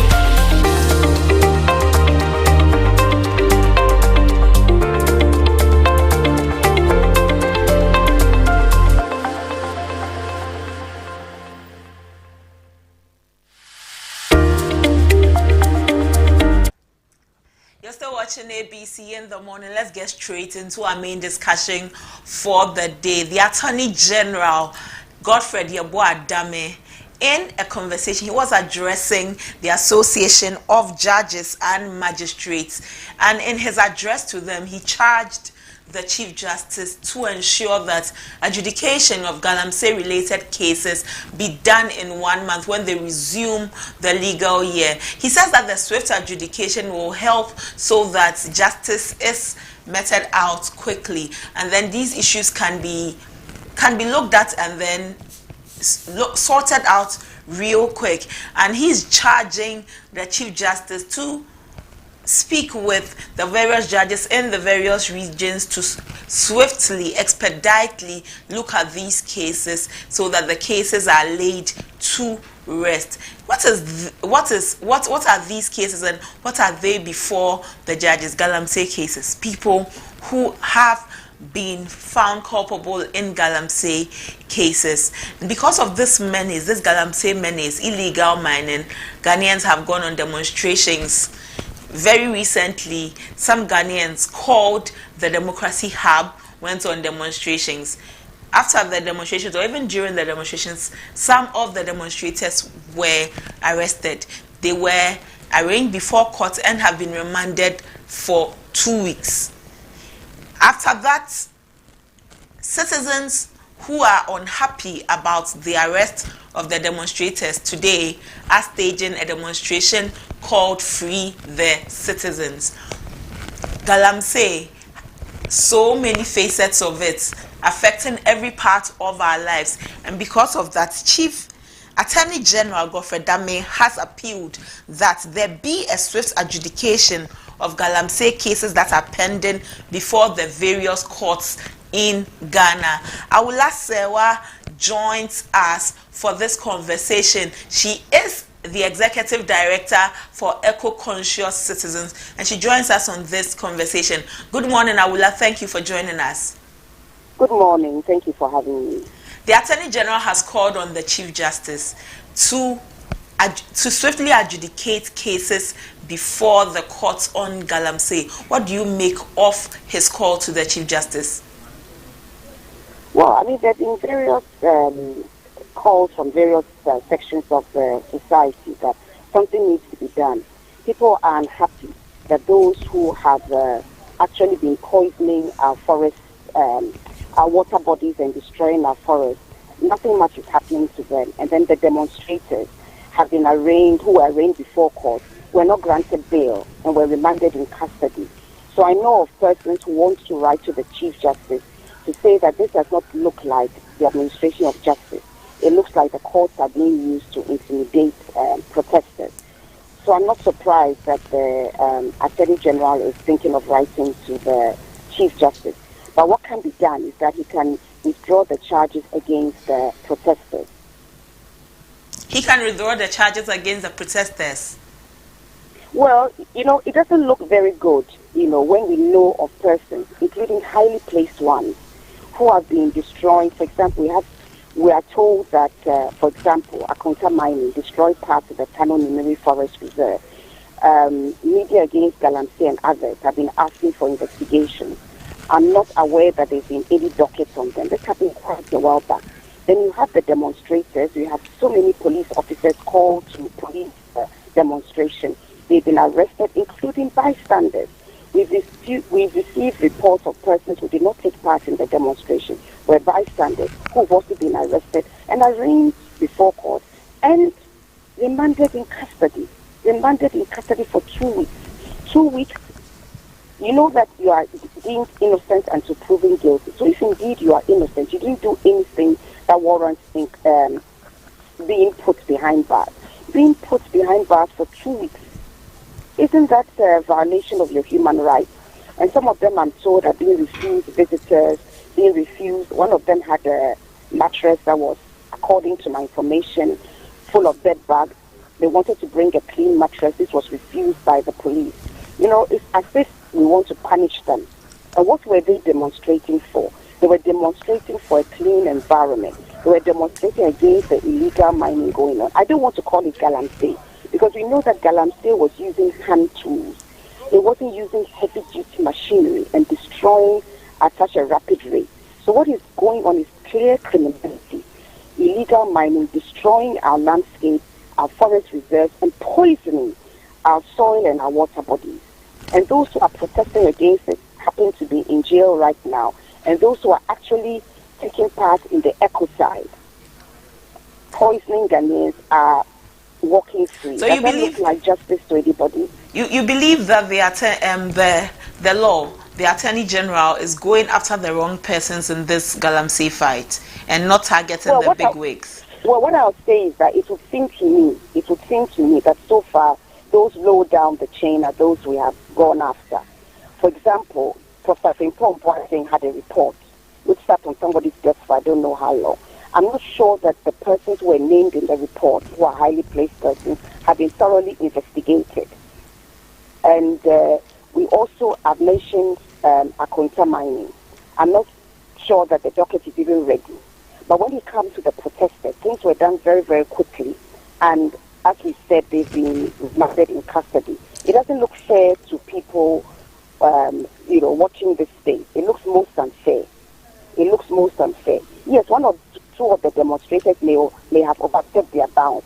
But does that merit being in custody for 2 weeks? Whilst the illegal miners are walking free? I know of a case at Atronsu where there was illegal mining going on. The illegal miners have been granted bail, police bail, whilst in the case of the demonstrators, they were not granted police bail. So does that look like there's justice going on? Awula, today some Ghanaians are going on a demonstration. They are called Free the Citizens, and they are demonstrating against the Democracy Hub protesters who are in police custody. Would you be joining the demonstration? It is from today up until Friday, yes. I am not able to join the demonstration now. As we speak, I'm at a customary marriage, so I cannot join the demonstration. We are equal citizens joining organized labor, and they are calling for a strike from Thursday. I've said each time I've had the mic, I've said that the protesters should be released. There's absolutely no reason why they should be kept in custody. They have committed murder, they have not committed robbery. Why are they in custody? It looks like the courts are being used to intimidate them. I don't know why the judge remanded them in custody, and I've said time and time again that they should be released. We are in solidarity with those going on the demonstration today, but personally, I'm not able to join. But you will be joining organized labor when organized labor's protest, their strike starts. A lot of us have come together and we have made the government, which the government has chosen to ignore. Therefore, there will be strikes from 10th of October. And when there are demonstrations, I hope to be in the position to join. But I'm in full solidarity. I salute those who are going on demonstrations today, but we have been adding our voice to saying that the demonstrators should be released. And this can be done without necessarily going on demonstration. But those going on demonstration have got police, you don't need police permission, but the police have been informed and have been given the go-ahead, and we wish them well, and we pray that nobody is arrested. And we are saying that every right-thinking Ghanaian should join, should add their voice to asking for the demonstrators, Democracy Hub, to be released. Whatever they have done, if they are found guilty, I believe will be a fine. It will not be incarceration. So I really don't understand why they were refused bail. I'm trying to understand. I can't understand why. So we are in solidarity with the demonstrators. We don't say that when you go on the demonstration, you should go outside the parameters. But even if that was done in very few cases, there's no reason for anybody to be detained. They should all be released. And the Attorney General should add his voice to ask for the charges to be dropped. Awula, on 10th of October, when the organized labor strike starts, how long is this going to last? How long will the organized labor strike last? Everything is going to go on for as long as it takes. We are in for the long haul. Government has been given notice. So the strikes will begin. If it has to be followed by demonstrations, so be it. But we are in for the long haul until the government acts responsibly and stops the ecocide. We are being poisoned. This is not a joke. We are being poisoned. Even the water we are drinking, we don't know there's mercury in it. Our water bodies are being poisoned. Our food chain has been compromised. When we are eating food, we don't know if it comes from poisoned soil. And we know about the rise in kidney disease, cancers. We know about the stillborn births, maternal death, deformed babies. What other evidence do we need to make us understand that we must stop this ecocide immediately? This is a matter of life and death. We face what I call an existential threat. We will cease to exist if we continue at this rate. And therefore, if the government is more interested in votes, and the opposition as well, they are more interested in votes than in the welfare of the people of Ghana, we don't have a choice but to remain on strike or to go on demonstration until the government begins to see the welfare of the people as its paramount responsibility, not votes. Who wants to preside over a nation where everybody's dying of kidney disease or cancer? For heaven's sake, let's look at the priority. The priority is stopping the ecocide, stopping the poisoning of Ghanaians, stopping the destruction of our forest reserves. The priority is stopping the ecocide. Your institution is part of a group of institutions that have sued government. How far are you going with your lawsuit? How far are we going? Your voice is very faint. How far are we going? With your lawsuit. Awula, can you hear me, please? Yes, I can hear you now. Yes. So your institution is part of a group that have sued government. You're suing them for the Galamsey menace. And I'm asking, how far are you going with your lawsuit? Well, we are in court for the asking for LI 2462 to be set aside because we don't think that the proper process was gone through before the law was passed. LI 2462 is a perverse piece of legislation that allows for mining in forest reserves, including globally significant biodiversity areas. The case is in court, and as you know, court cases are not usually very fast. So we'll keep you updated, but the court case is in court. We're also in court regarding Atiwa Forest Reserve because we don't think it's a brilliant idea to mine bauxite there because we know that mining bauxite there will not only poison the source of water to over 5 million Ghanaians because 3 rivers take their source from Atiwa Forest Reserve. It will also destroy endangered species, plants and animal species. So we're in court for to stop bauxite mining in Atiwa Forest Reserve and also for the revocation of LI 2462. Thank you very much. Thank you for joining us this morning, Awula. Thank you for having me. Awula Sewa is the Executive Director for Eco-Conscious Citizens. She says that for the strike by the organized labor, they are in for the long haul. Until government takes a stance, they are in for the long haul. And her organization is part of a group that have sued governments. One, for the repeal of LI 2462 and also about Atiwa Forest. They are very, very conscious about the forest, and she calls the Galamsey menace an ecocide because she believes that our food system, the system has been compromised. You don't know where you are eating from. You don't know the source of the food you're eating. You don't know how much mercury or cyanide is lacing the water you're drinking or the food you're drinking. Galamsey, a menace that the country seems to be grappling with. We have joining us Godwin Selassie Dakpo. He is a human rights lawyer and he joins us for this conversation. The Attorney General has called on the Chief Justice to fast-track hearing on judgment on Galamsey related cases. Hello, Selassie. Thank you for joining us. Hello. Yes. Thank you. I'm glad to be here. And good morning to your cherished viewers and listeners. Good morning, Selassie. The Attorney General has called on CJ to fast-track hearing on judgment on Galamsey cases. As a human rights lawyer, and from where you stand, what do you make of this call? Yes, I think it's an important call indeed. Just for the purpose of education of the viewers, the AG is requesting the Chief Justice to ensure that the judges are able to trial or conduct a trial of Galamsey related cases within 1 month. That is exactly the direction. And I think it's a very important call so far as it brings a lot of protection and assurance from the judiciary that they want to take the issue of human rights seriously, especially as it pertains to Galamsey and people who are protesting against decisions or inactions of the government as far as these policies these issues are concerned. It's an important call. Whether or not it's realistic and practicable is another issue, because a trial oftentimes involves a lot of people beyond the judges. The judges, that's one of the persons, the lawyers for the parties are also important for the trial to take place. The witnesses who will be present to be tried or to give evidence are also very important. And then we will talk about the parties themselves. So a lot of other people come together to make the court ready to have a case heard. So whether or not we could have all those parties being present in court throughout all the days of adjournment for the case to be dealt within a month is an issue that we have to look at. I mean, it is a call on all stakeholders of the judiciary to play critical roles as far as possible to ensure that we're able to, expedite trials that are involving the right of the persons, especially those that are related to the issue of Galamsey. It's important that people do not get punished by the judicial system just because they have been alleged or charged for particular offense in their quest to participate in governance by way of demonstration.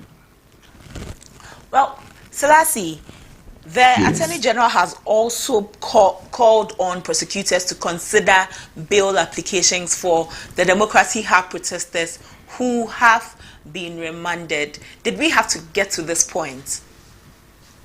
Indeed, we don't have to. We don't have to. Indeed, once you have been arrested by the police and charged, they are required to send it to court within 48 hours. And beyond that, it's an illegality. Now, as a matter of law, you cannot be detained or retained in a custody or police custody beyond 48 hours without a court order. And of course, the judge had the discretion to decide whether or not, in the interest of justice and evidence to be, investigation to be conducted, when you are released on bail, you will interfere with the investigations and all of that. And if the court is of the view that you have to be remanded, then you'll be detained beyond 48 hours. Now, it should not necessarily take the Attorney General to be making a public statement that a person should be released. It should just be a matter of rights. The parties apply to the court takes, hear the submissions of their lawyers and grant them bail so that they go home and appear to stand trial. So we don't really have to get to a point where it has to take the Attorney General, who is a lawyer for the government, to have to, be making a call on the public or the stakeholders to ensure that these people are released. In fact, it should be as a matter of right. It is a constitutional right for everybody to be granted bail. So, we don't really have to get to this place. It looks like we are not prioritizing the issue of right of the person beyond a lot of other issues. It should not take a ceremony before we announce it. No, the courts are always there. In fact, the rules of the law require that when it comes to the issue of bail, the court should even sit on weekends so that the people's issue as to custody can be considered and it can be released on bail.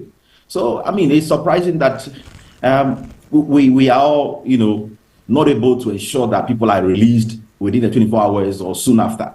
It's not the very best on our part. Some of them remanded for 2 weeks. A lot of people have said that this is very harsh, and it is in a way supposed to serve as a deterrent to others not to stand up for what is right anymore. Is it indeed a very harsh decision to get the protesters to be remanded for 2 weeks? The judge, had his or her own reasons for doing so. But I think once there are rights at stake, 2 weeks, I would say it's too harsh. A week or a few days of adjournment to be appropriate, because we're talking about human rights here. And these people are not, in themselves guilty yet until they are proven to be guilty. So 2 weeks, I would say it's too long a time. Maybe 3 days can be okay for the court to adjourn the case in a couple of days' time and have them, have their lawyers make an application for the bill to be considered. So I would say it's too harsh. It's not protective enough of the human rights of these persons. And, we cannot conclude that it was made 2 weeks because they want to serve a message to other persons who are protesting. I don't think that is the rationale for the 2 weeks. I think it's always a matter of what is before the judge, how he or she assesses those evidence before her, and in her opinion, she thinks that 2 weeks would be reasonable enough. So we leave that to the judge. But if you ask me, I would say that 2 weeks was too much.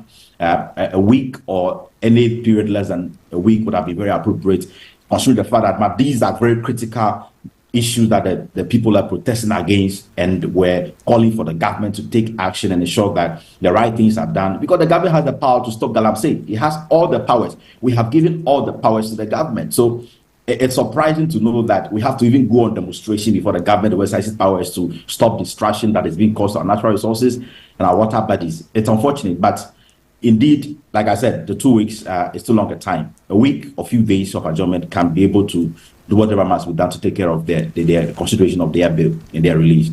Some lawyers have said that they do not know the whereabouts of their clients.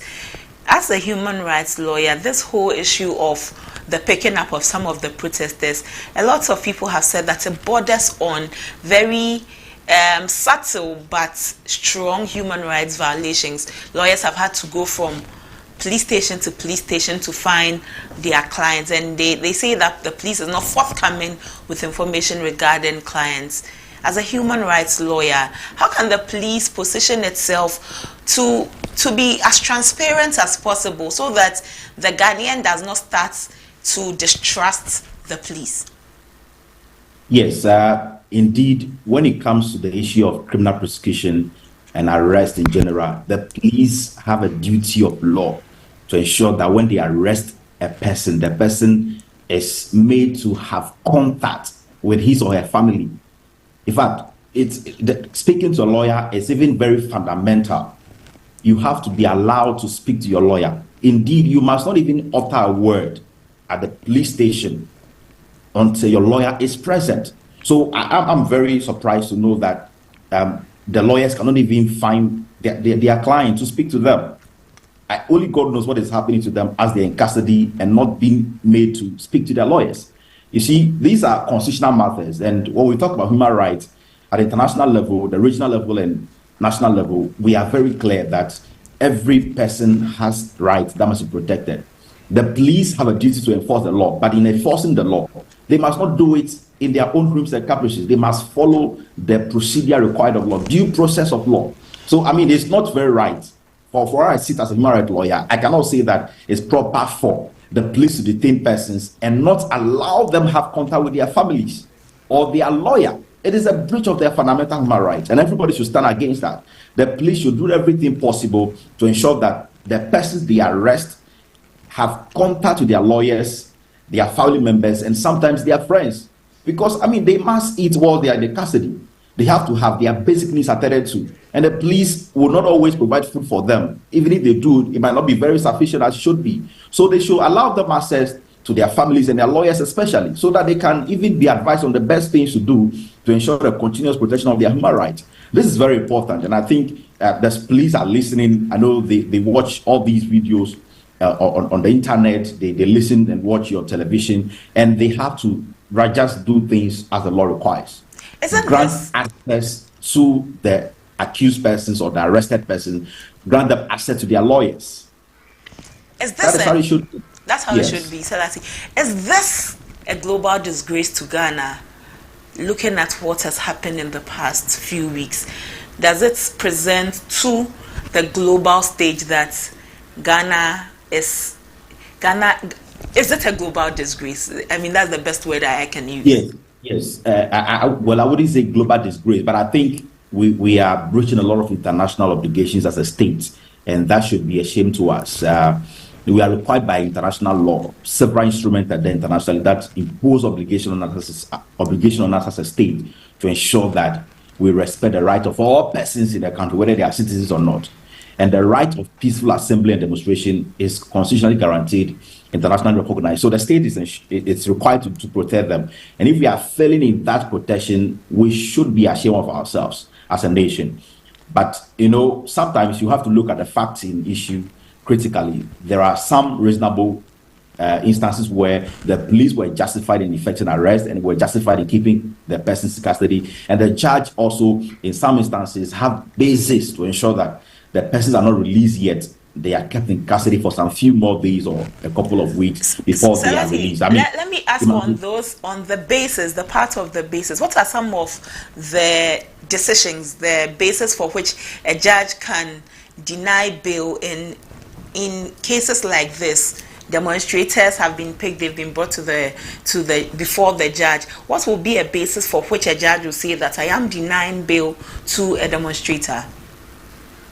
Yeah, so I mean the basis normally is outlined in the law when you look at the Criminal and Other Offences Procedure Act, which is the 1960 legislation. It lists some of the bases that court may look at in order to refuse an accused person or suspect or a person charged for the particular offense bail.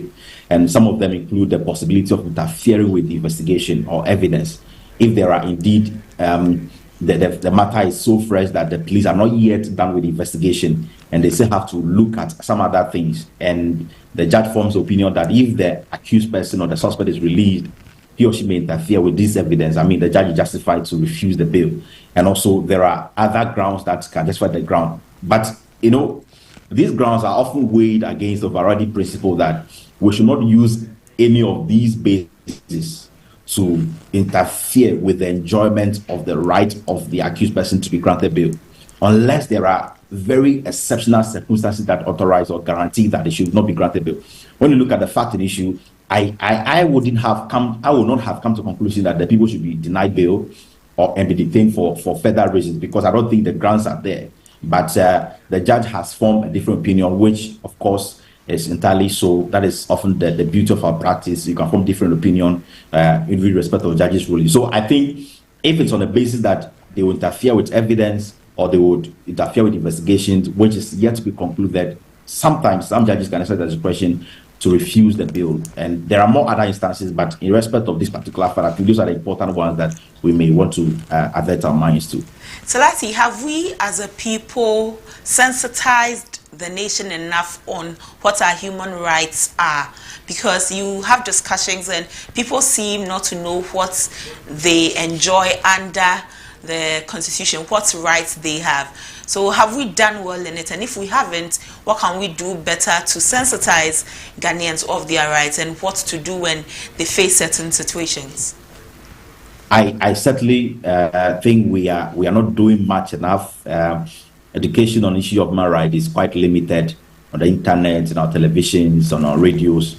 The National Commission for Civic Education is the state institution that has been mandated to educate people on their rights and their civil responsibilities. I think they've also been doing their best, but they might have to be well-resourced to do more. And as lawyers, I always tell my colleague lawyers that we should take advantage of opportunities to educate people on their rights. An empowered citizen, a well-informed citizen, is just the right citizen for the country. It's just the right citizen that can ensure we experience development, we hold the government accountable, and we know our rights, and we know when they must best be protected. So I think we're not doing much, and I want to call on everybody who has the privilege of educating him or herself in the matters of law to take advantage of all opportunities on the television, on the radio, and in every sphere possible to educate people. I mean, go to the churches on Sunday or their midweek services and teach on their rights as citizens, their right in business, their right in marriage, their right in the public space, their right when they are arrested by the police, so that they can be well informed, because that is where we can get to before we can even talk about ensuring the protection of these rights. So even on my personal level, I do this, have a YouTube channel called Make It Legal, where I educate people on their basic rights. And it's important for people to see some of these things as our contribution to the need of public education on issues of rights. So people need to be educated. And I'm very happy that ABC has also taken this up. If I do call lawyers to come and speak on issues of right, to give more clarity and more clarification to the issues at stake. But the public needs education and needs to be aware.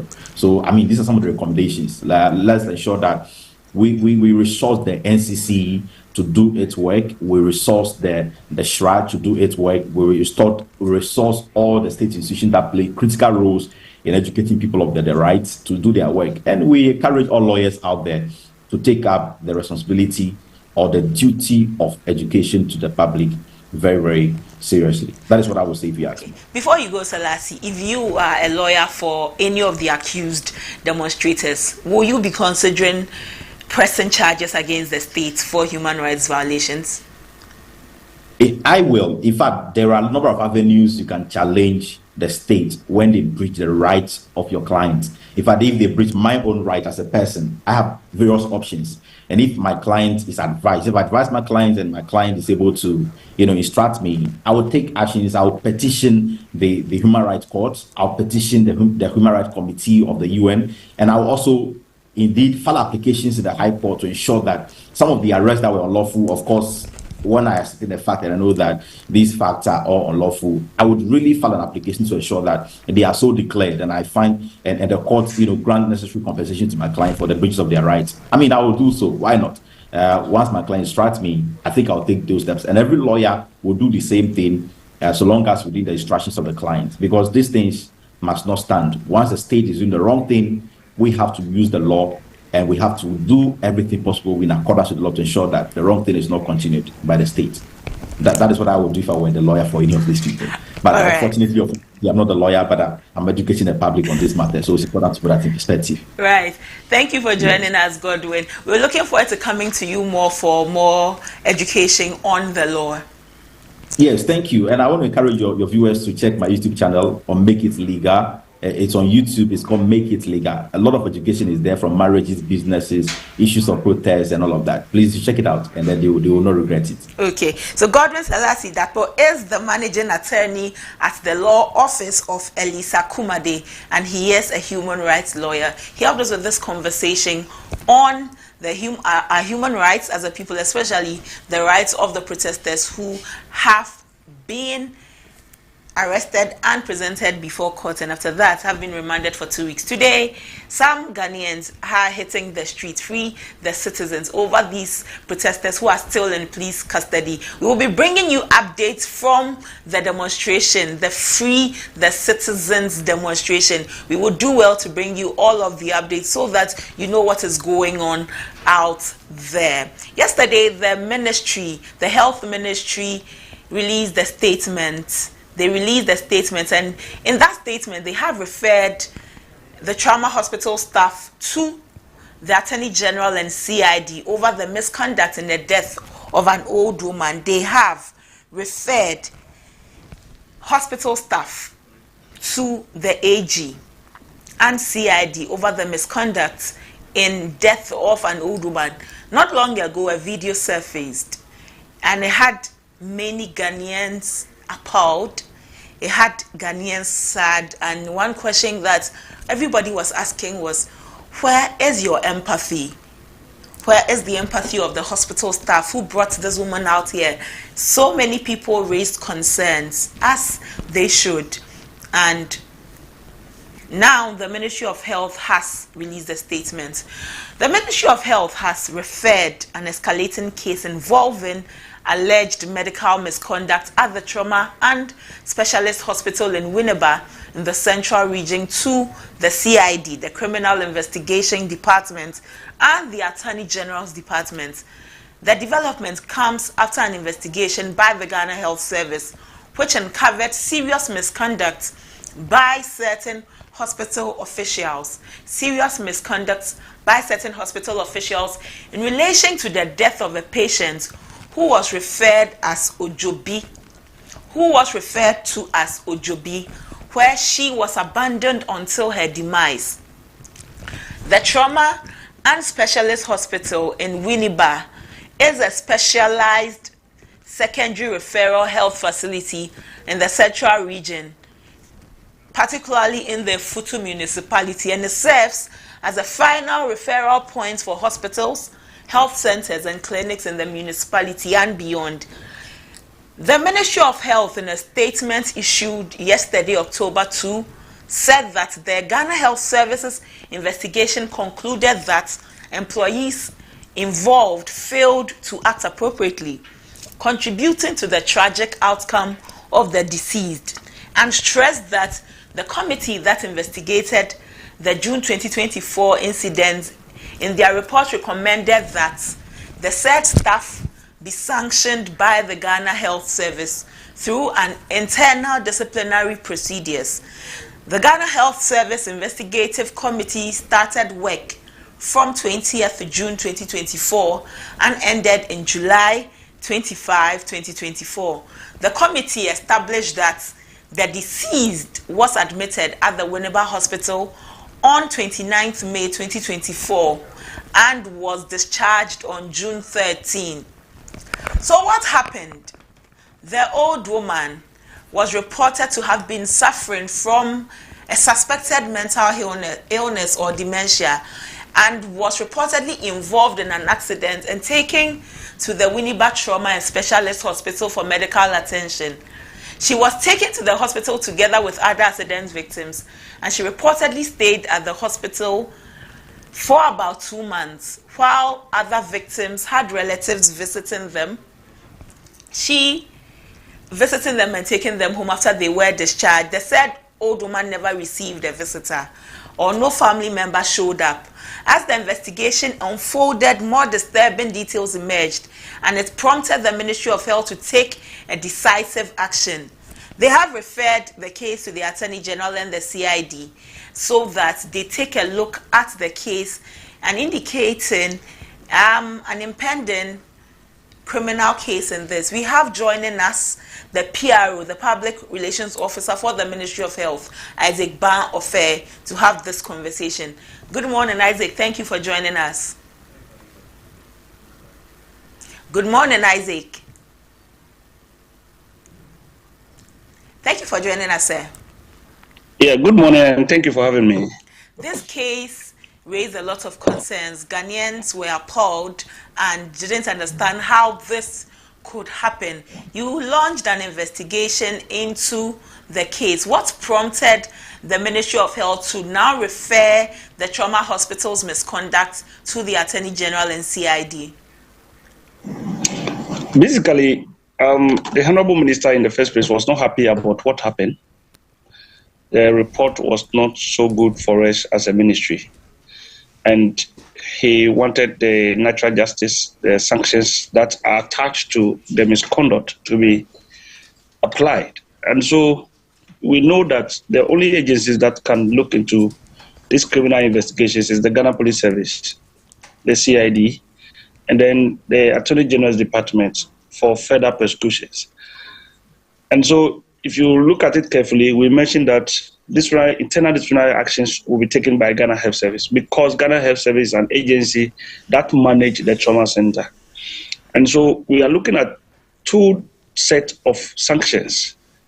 One, if I am a worker and I acted on behalf of the ministry accordingly, when there is an issue, the government will have to step in to defend me. But then if I don't, then it means that the ministry would have to let me come and face my own consequences attached to my actions.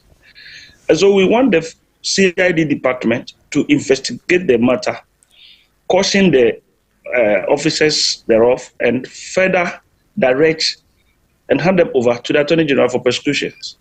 If they are found capable of committing any crime, they will be persecuted. If they are not found capable of committing any crime, hopefully they will be discharged. And so, being it as it may, the Attorney General's Department and the CID investigation is not preventing the ministry from applying the sanctions of the internal disciplinary actions. And that is why Ghana Health Service is going to release those people either by suspension, either by dismissal, or whatever punishment that come attached to their conduct. So basically, that is what we have here. Mr. Ban-Ofer, how many people are we looking at? Yeah, so I may not want to preempt, but when you look at the report on page 9, it mentions and identifies some group of people. Now, one person may decide to implicate another person. So if we mention 4 and it ended up that there are some implications, like I acted upon the instructions of Mr. AYZ. If I acted upon the instructions of Mr. AYZ without evidence or with evidence, the criminal investigation may take it up. So it will be difficult for us to say that we have this number of persons to be investigated. We leave that one for the CID to take its own course. Mr. Ofer, can you confirm to us the specific allegations of misconduct that is being investigated at the trauma hospital? One, the process by which patients are transferred from one hospital to the other was not met. It fell foul. The managerial aspects of the medical superintendent, as stated by the report, also have some kind of questions to answer. Then you have the process by which the patient was transported back from the hospital to Ojobi. Another question to answer from there. We were told that the one who drives the ambulance is not the driver. That one is also another question to answer.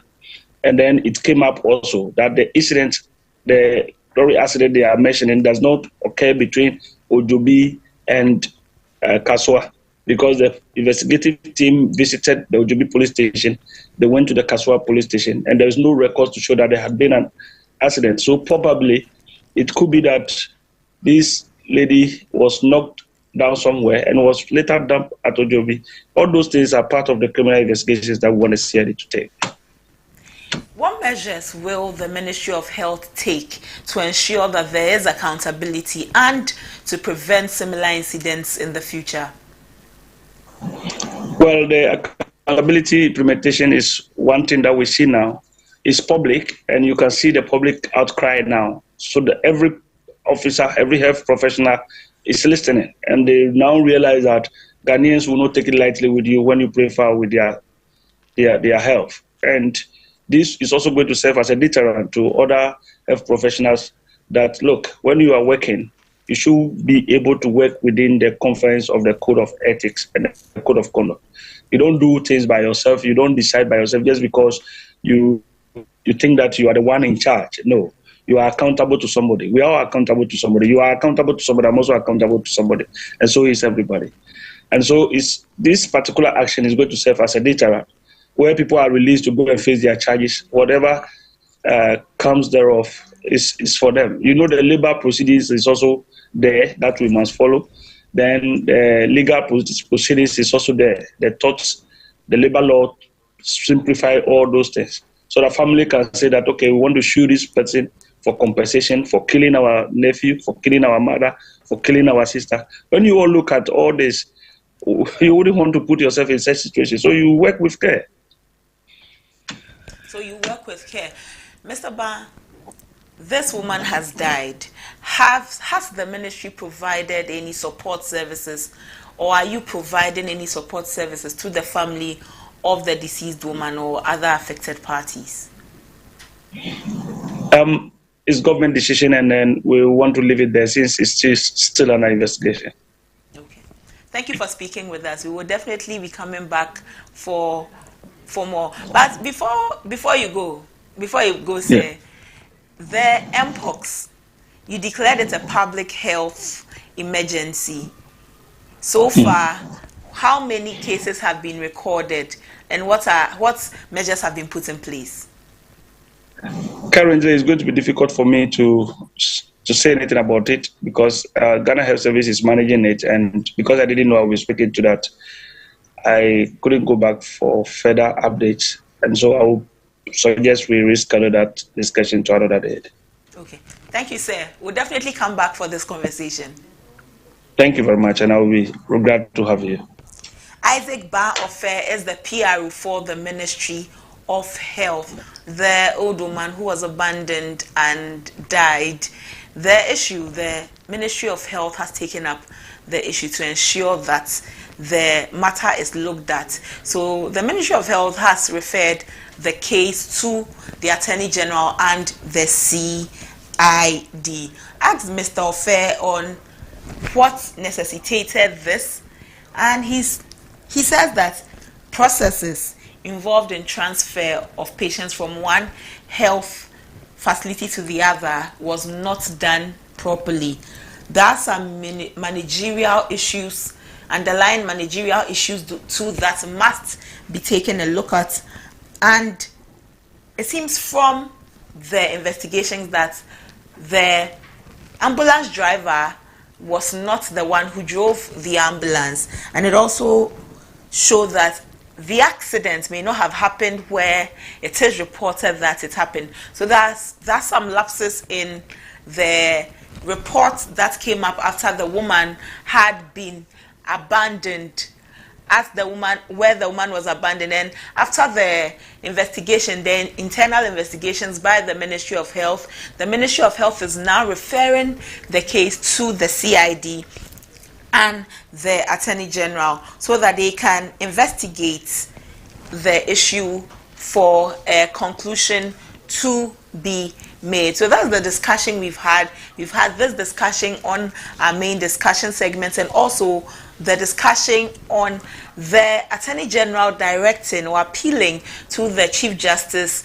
that issues, Galamsey cases, be prosecuted within 1 month so that it is swiftly taken care of. We mentioned earlier that we'll be bringing you updates from the Free the Citizens demonstration that is happening. We have some excerpts from the Free the Citizens demonstration that is happening at the moment. This demonstration is because some demonstrators from the Democracy Hub were picked up by the police, and after they were presented at court, they were arraigned before court. Court has remanded them 2 weeks into police custody.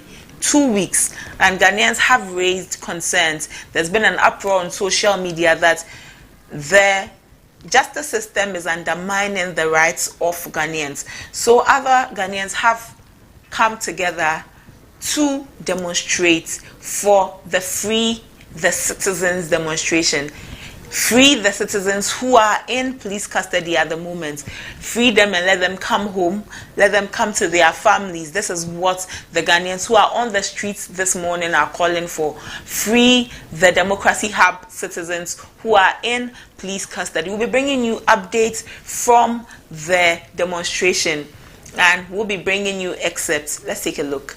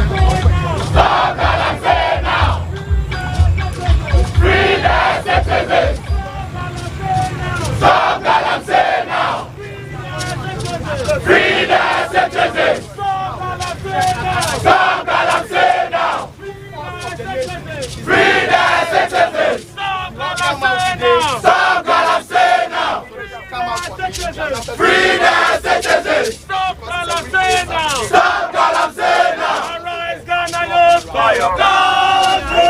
The nation demands your devotion.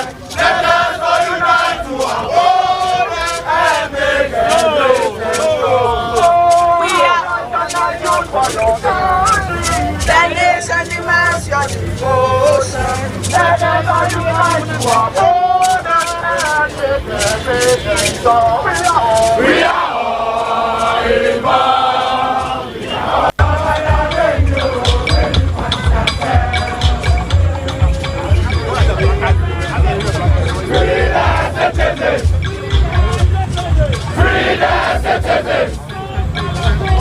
Stop Galamsey now!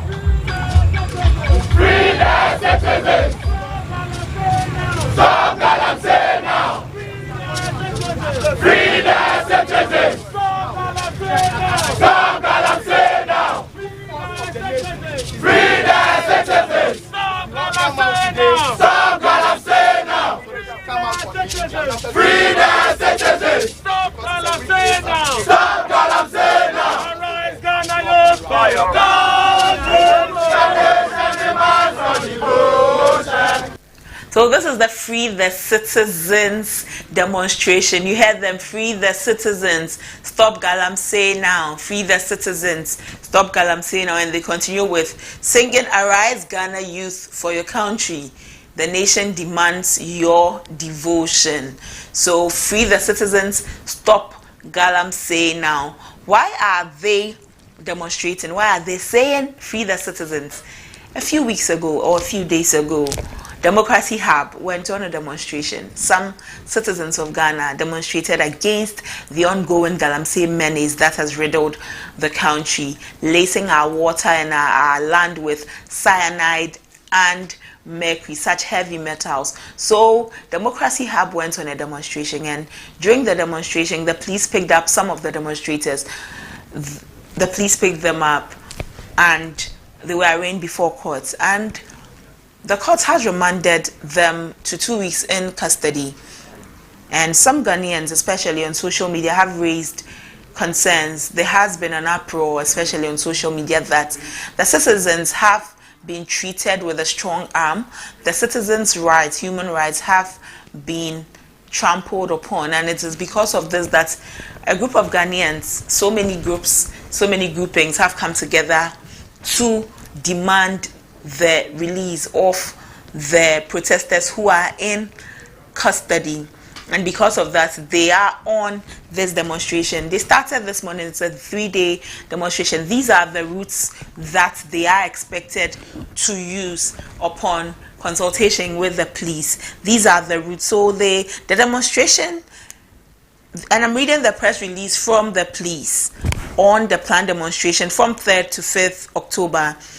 It says that the agreed routes for the demonstration shall begin from Otonglo, near the University of Ghana Sports Stadium, as their convergent points through the Otonglo traffic light, towards Shiashi or the Standards Authority traffic light, through Shangri-La to Airport traffic light, and turn right to the Association International School, through the National Service Secretariat, and merge onto Kaukudi traffic intersection, through Kanda Highway to Accra High School Junction, through the Electoral Commission Office, Ridge to Ridge Hospital, through the AU roundabout at the Parliament House, through Osu Cemetery, and finally end at the Accra Sports Stadium car park. So the demonstration that starts at Otonglo will end at the Accra Sports Stadium car park.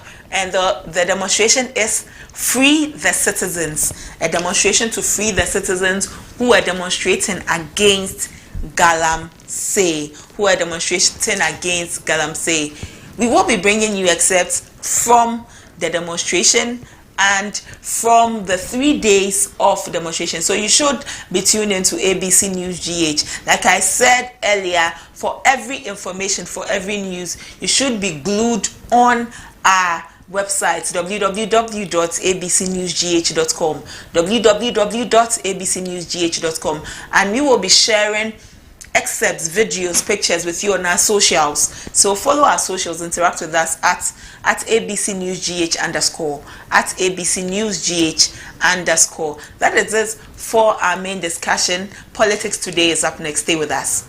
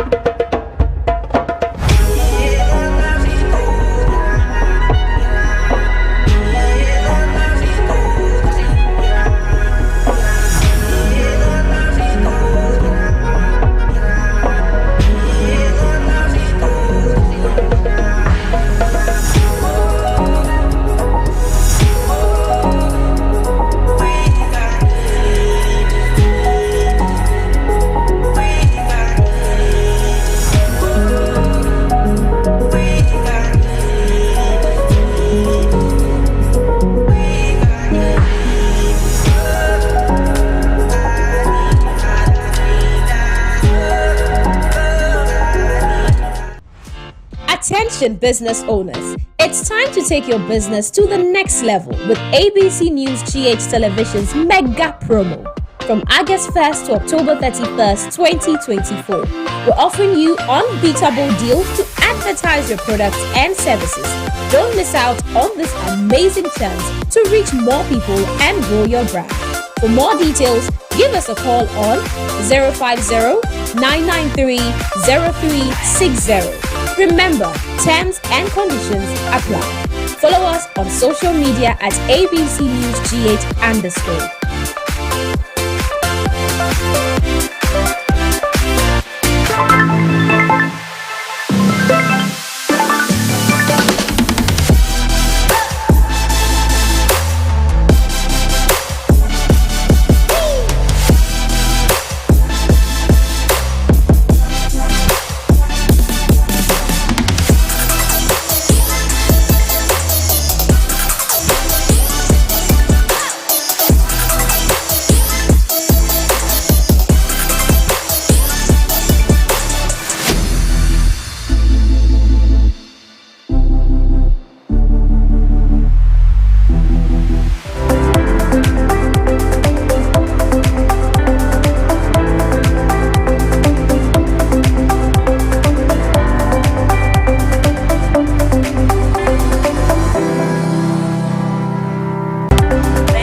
Staying with us. You're still watching ABC in the Morning live on ABC News GH. We get into politics today, where we are discussing polls and asking what polls can electorates trust.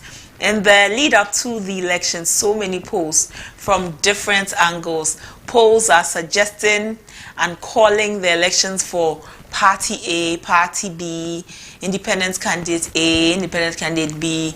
One time there's going to be a runoff. The next, this person is leading by 51%. The next, this presidential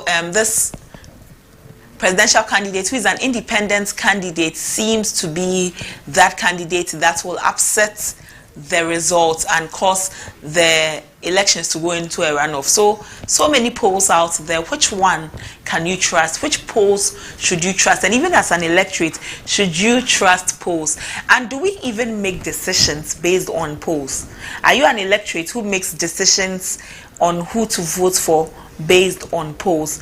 These are some of the questions we are asking about polls. So as the December 2024 elections draw closer, a recent poll by Global Info Analytics reveals that John Dramani Mahama, the leader of the NDC, is maintaining a considerable lead over Vice President Dr. Mamadou Bawumia of the ruling New Patriotic Party. The poll shows that Mahama is capturing 51.1% of committed voters, while Bawumia trails behind with 37.3%.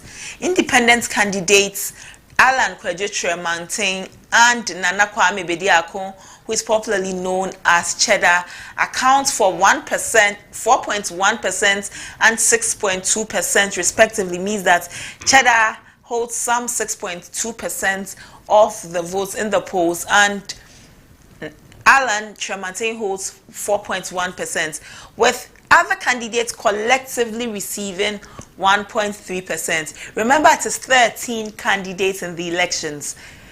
Alan 4.3%, Cheddar 6.2%, and all the other candidates together 1.3%. In an unweighted likely voters module, Mahama's advantage.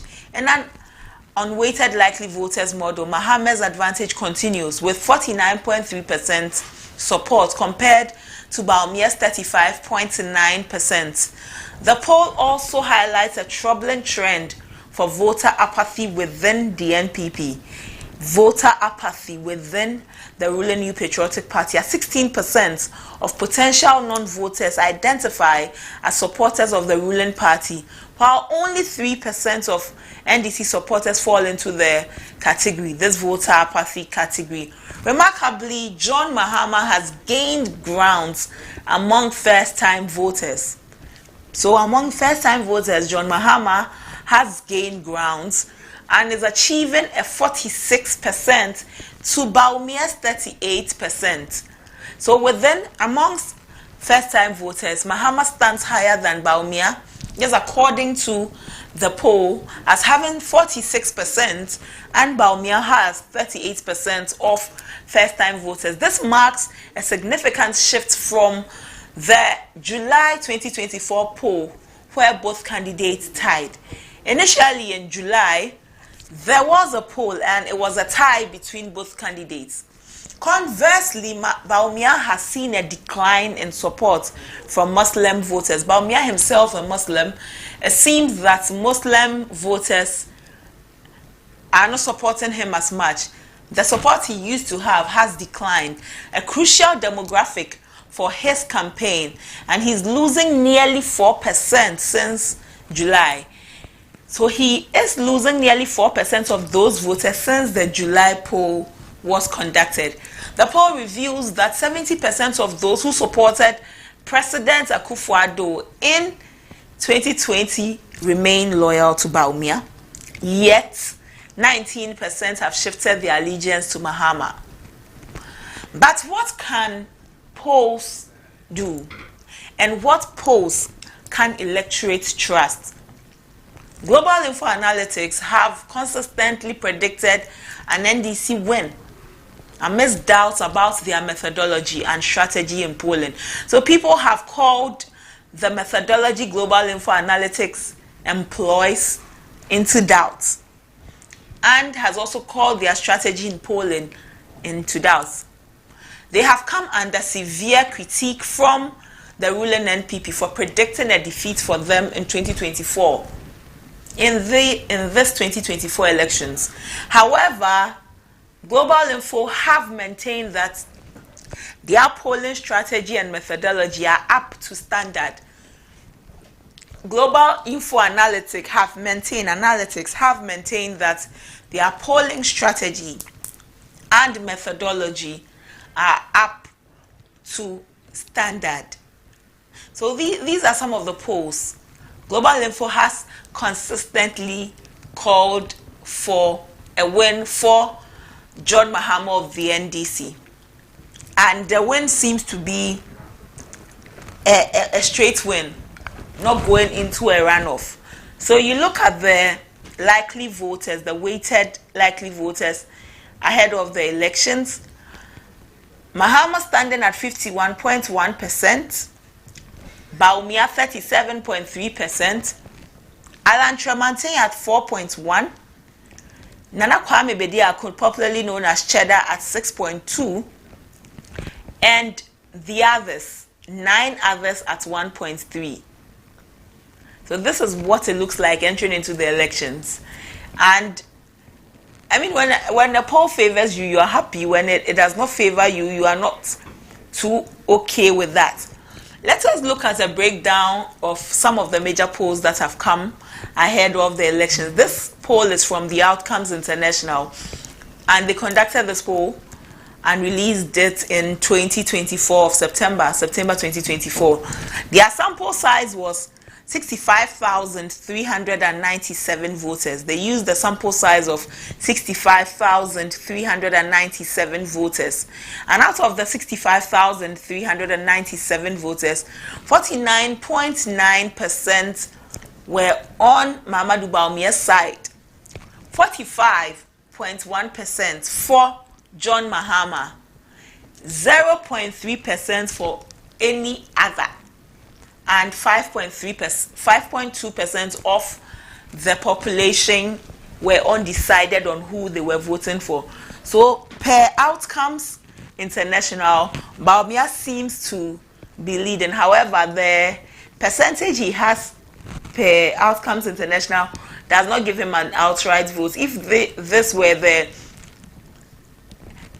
votes in the elections, if these were the results from the elections, it would mean that we'll be going into a runoff between Bawumia and Mahama, as Bawumia stands at 49.4% over Mahama's 45.1%.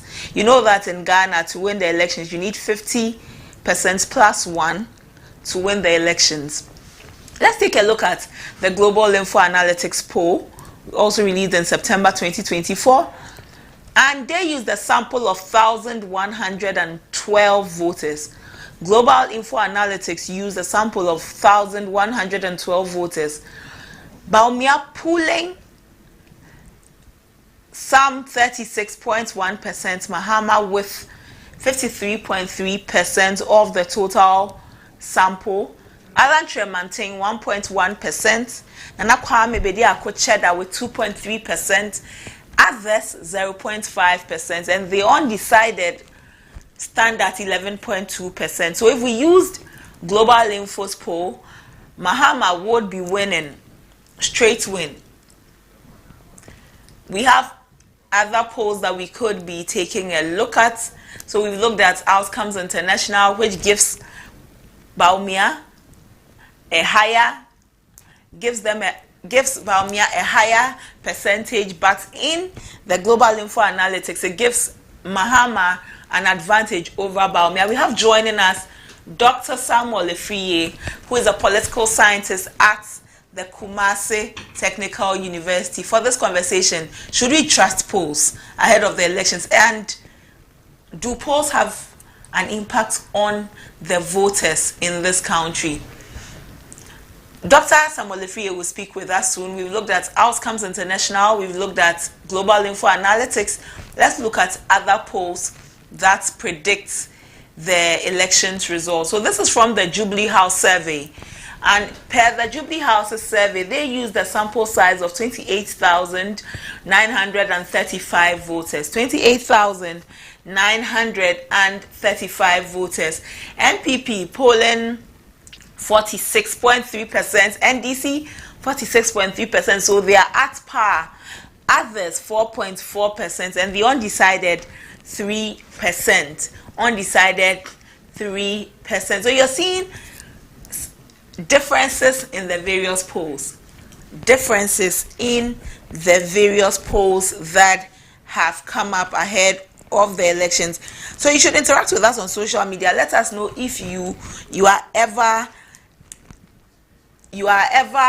informed by polls on who to vote for when you go into the elections. We'll look at other polls as we go on. But Dr. Samuel Efriye is a political scientist at the Kumasi Technical University. Good morning, Doc. Thank you for joining us.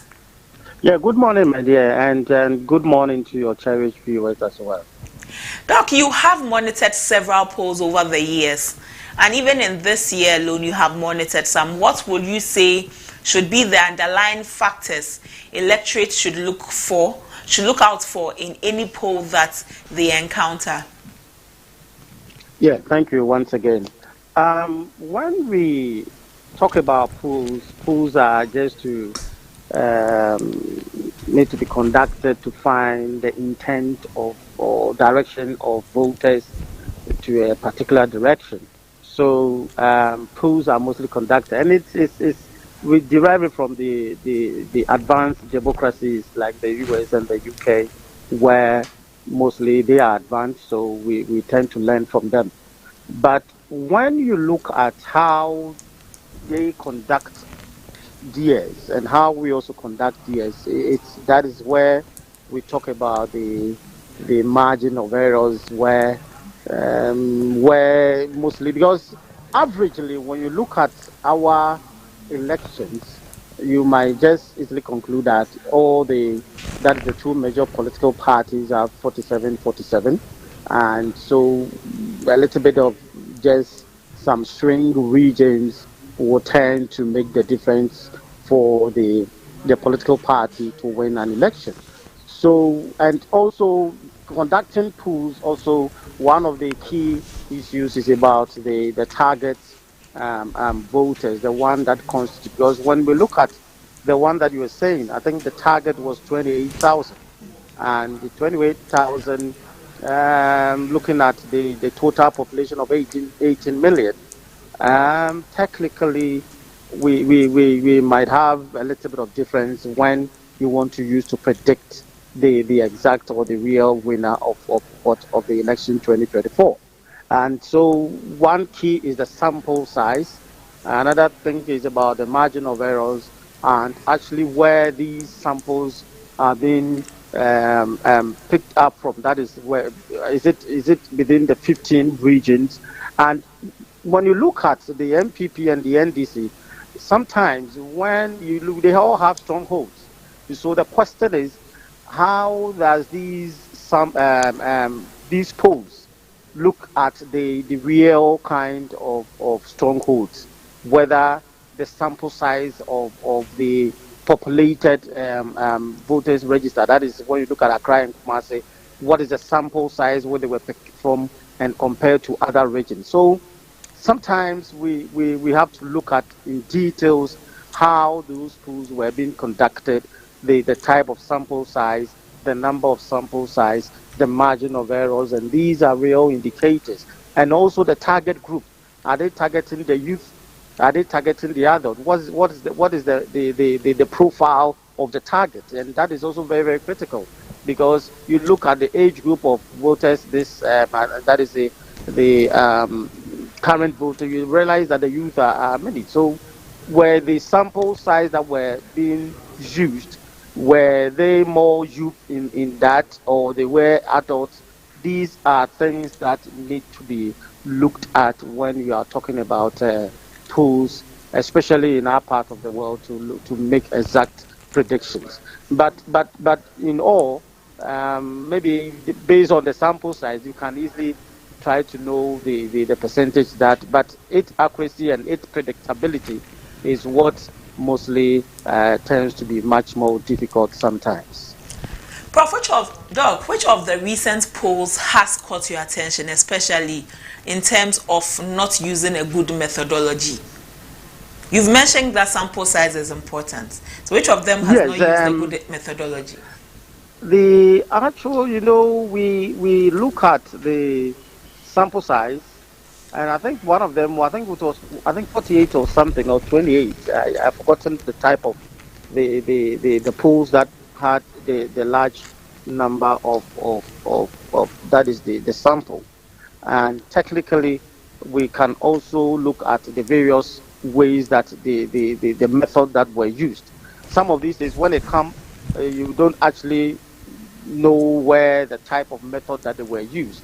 But we can say that in all, I think about 4 or 5 that has come, we can actually have a commonalities of all of them having a certain kind of 47, 48, 47, 45, and that can also give an idea. It can give an idea about who at least who can win the election if a little much of effort is being done.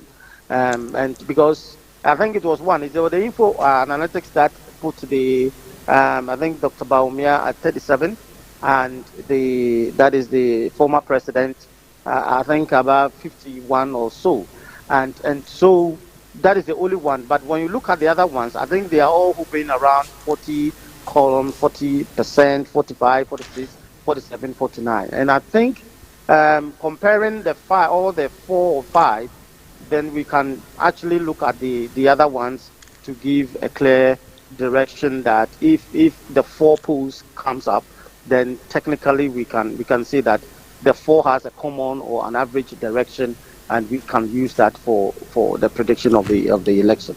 I don't know how the 37 and the 51 info analytics, I think they have also been in the system, and also the undecided is also play a role here. When you look at the undecided votes from various kind of the polls, that can also be a major determinant, and that one will depend on how these parties tend to put their strategies within the next 2 months into place. That can bring the difference for whoever. It's not too late to call, even if you are winning, if you are leading, if you are not winning or you are winning, you need to ensure that you continue to lead the polls, and it's a clear indication for all parties to look at it and put their strategies, especially the comments that will come out from those polls. Why why you have a low vote here, why you are increasing your vote here, and that is what the conclusion part of these polls play a critical role for these political parties to look at it very well. Dr. Friye, how can we differentiate between a good and a bad poll, a right and a wrong poll? When I come across 3 polls that are calling the election in favor of one party or in favor of another, how can I differentiate between them which one I should pay particular attention to? For an ordinary person, and looking at the technical point of view, those that will be more into technical about these polls, you have to look at the margin of errors, the margin of error, whether it's high or low, and also you look at the sample size. Actually, you look at the procedure of conducting these polls. That is the strategy, the method that were used. And you know that each method that you use in collecting polls or collecting research or data has its own advantages, and how these advantages can be corrected or can be handled based on the type of method that you use. So I cannot easily conclude by saying that here this is a poll, but we have a criteria. The sample size is critical. The profile of the sample is also critical. You talk about the sample method that were used. At the same time, you talk about how when it was conducted, that is the time, is also very, very important, because when you're looking at, I think some of them were in September, some were also in March. So as is in the political season, you have to conduct the research. If all of them come within a certain period, the time plays a key role to determine how credible these polls look. So for the ordinary person, if he doesn't know about any research or what to conclude, but averagely for our voting pattern, I think most of the political party, MPP and NDC, hovering around 45, 47. So any much effort, you can just cross the line to the 50 point. So the technical people will have a way of looking at it. The people who are just the ordinary person who just want to pick it from the surface can also look at the real kind of just picking them by using the basic of 45, 47 for most of the general elections, and can easily and also you can also look at about 3 or 4 polls, and if they all toe the line of the percentage, then you can just have but that cannot be concluded that it is because elections is about people, polls are about people, and people behavior can change within a specific time. So that is what matters most when you talk about these polls. For a population of about 33 million, if we're looking at a sample size for a poll... Please come again, I'm not For hearing a you. population of about 33 million, if we are looking at a sample size for a poll, what should be the ideal number that we should be looking at? Yeah, the ideal number, you know, that the voting, you talk about population of 33, that is Yes. a general, but we talk about the voters. The voter population at the moment is 18. Yes. Yes, the 18, I think 18.7 something. Yes. So for the 18, ideally, you can look at the various regions. You base on the voters within the various regions, right? And you can have a certain kind of a leverage of about 95% or 80%. Because average, the margin of error should be around 5 or 2, 3 going. So I can easily say that the representative of these numbers will also be based on the type of method that you use. If, let's say, you use convenience sampling, it will have a certain kind of number that you have to get. If you want to use purposive, if you want to use other methods, all the methods have its own kind of generated sample that you need to get. And that is also one thing that we need to look at. So we cannot just easily conclude, but I can say that it depends on the method that was used. If the info analytics use convenience, then it will result a number of. That is why I believe that most of these polls have different figures, because based on what the type of method that were used. But we can just make it a point that the sample that we are talking about, it depends on how, but we can use it to predict. But in our part of the world, because of the literate level and the what we call it, the knowledge level, sometimes so we have a way of doing it to ensure that we have a room where any emergencies or anything can be used to predict. But I think that these numbers will actually depend on the type of for example, if you are using convenience sampling and you are picking about let's say 100 people, and 100 people, we have a certain formula that we use to get those numbers. So I think that we can say that it is okay for now, based on the type of method that they are using. And this is not an easy mathematics that you can just pick 18 million and say 1 million or whatever, but it depends on the method, my dear. Doc, Global Info Analytics has come under serious criticism for their predictions on the elections, predicting the elections for NDC's John Mahama. Per what you have monitored in their work as polling for the elections, are they trustworthy? You know, in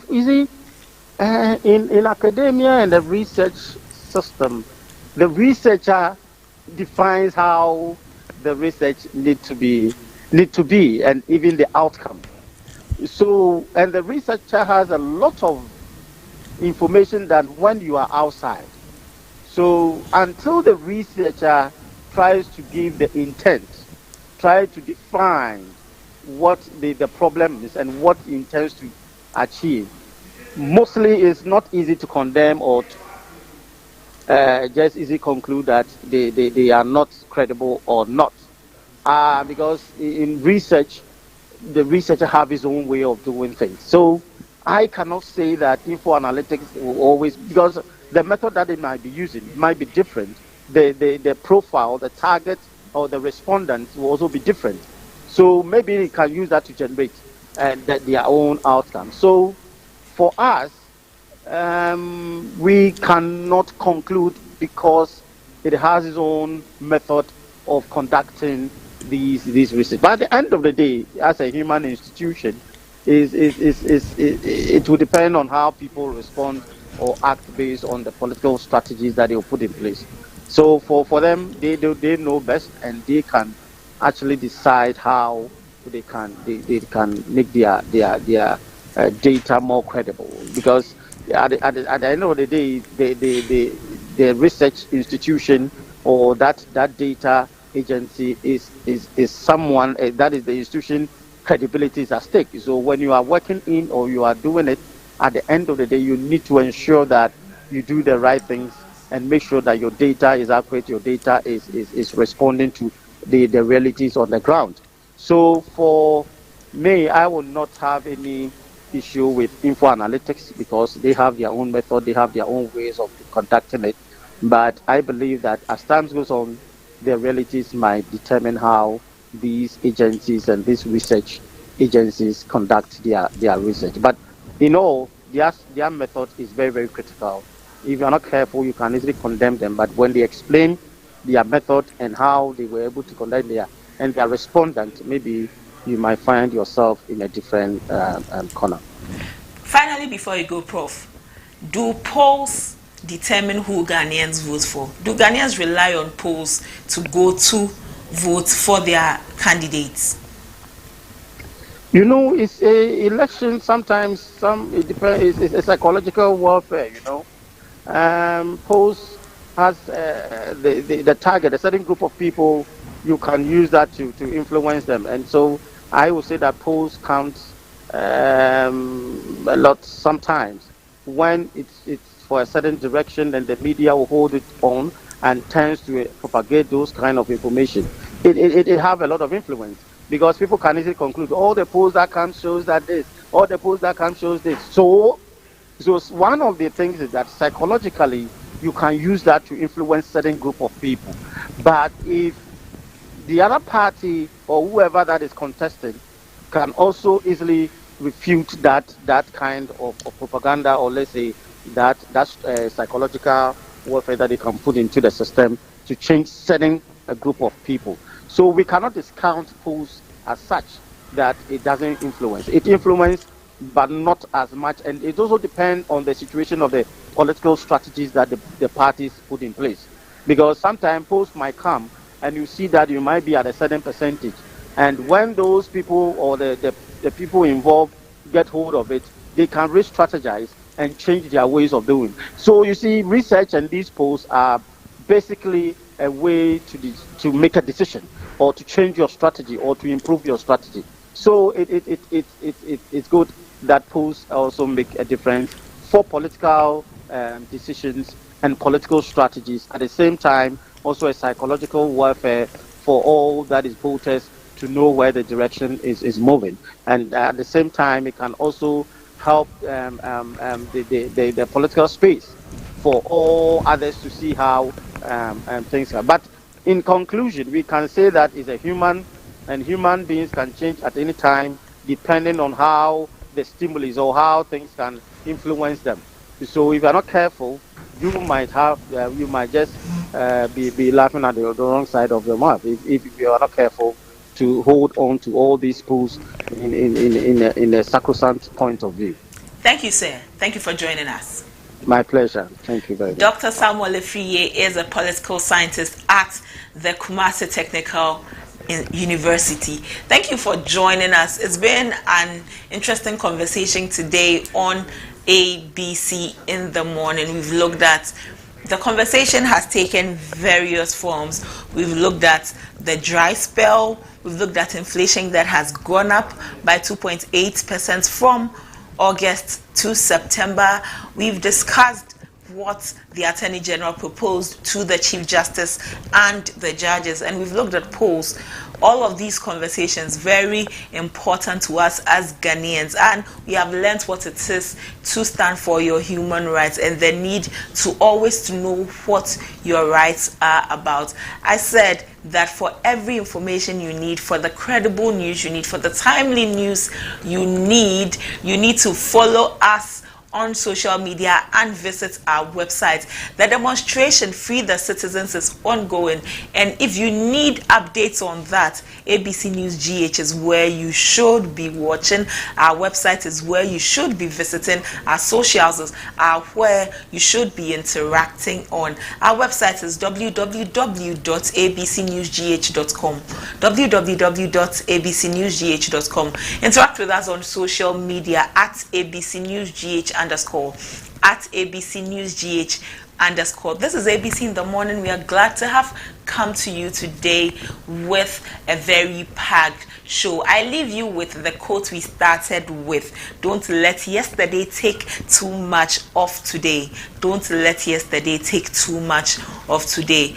Be focused on today. Pay attention to what you have set your sights on. The goals you have set for yourself are achievable, and if you do not dwell too much on what happened yesterday, I assure you that today will be better than the yesterday that you are thinking about.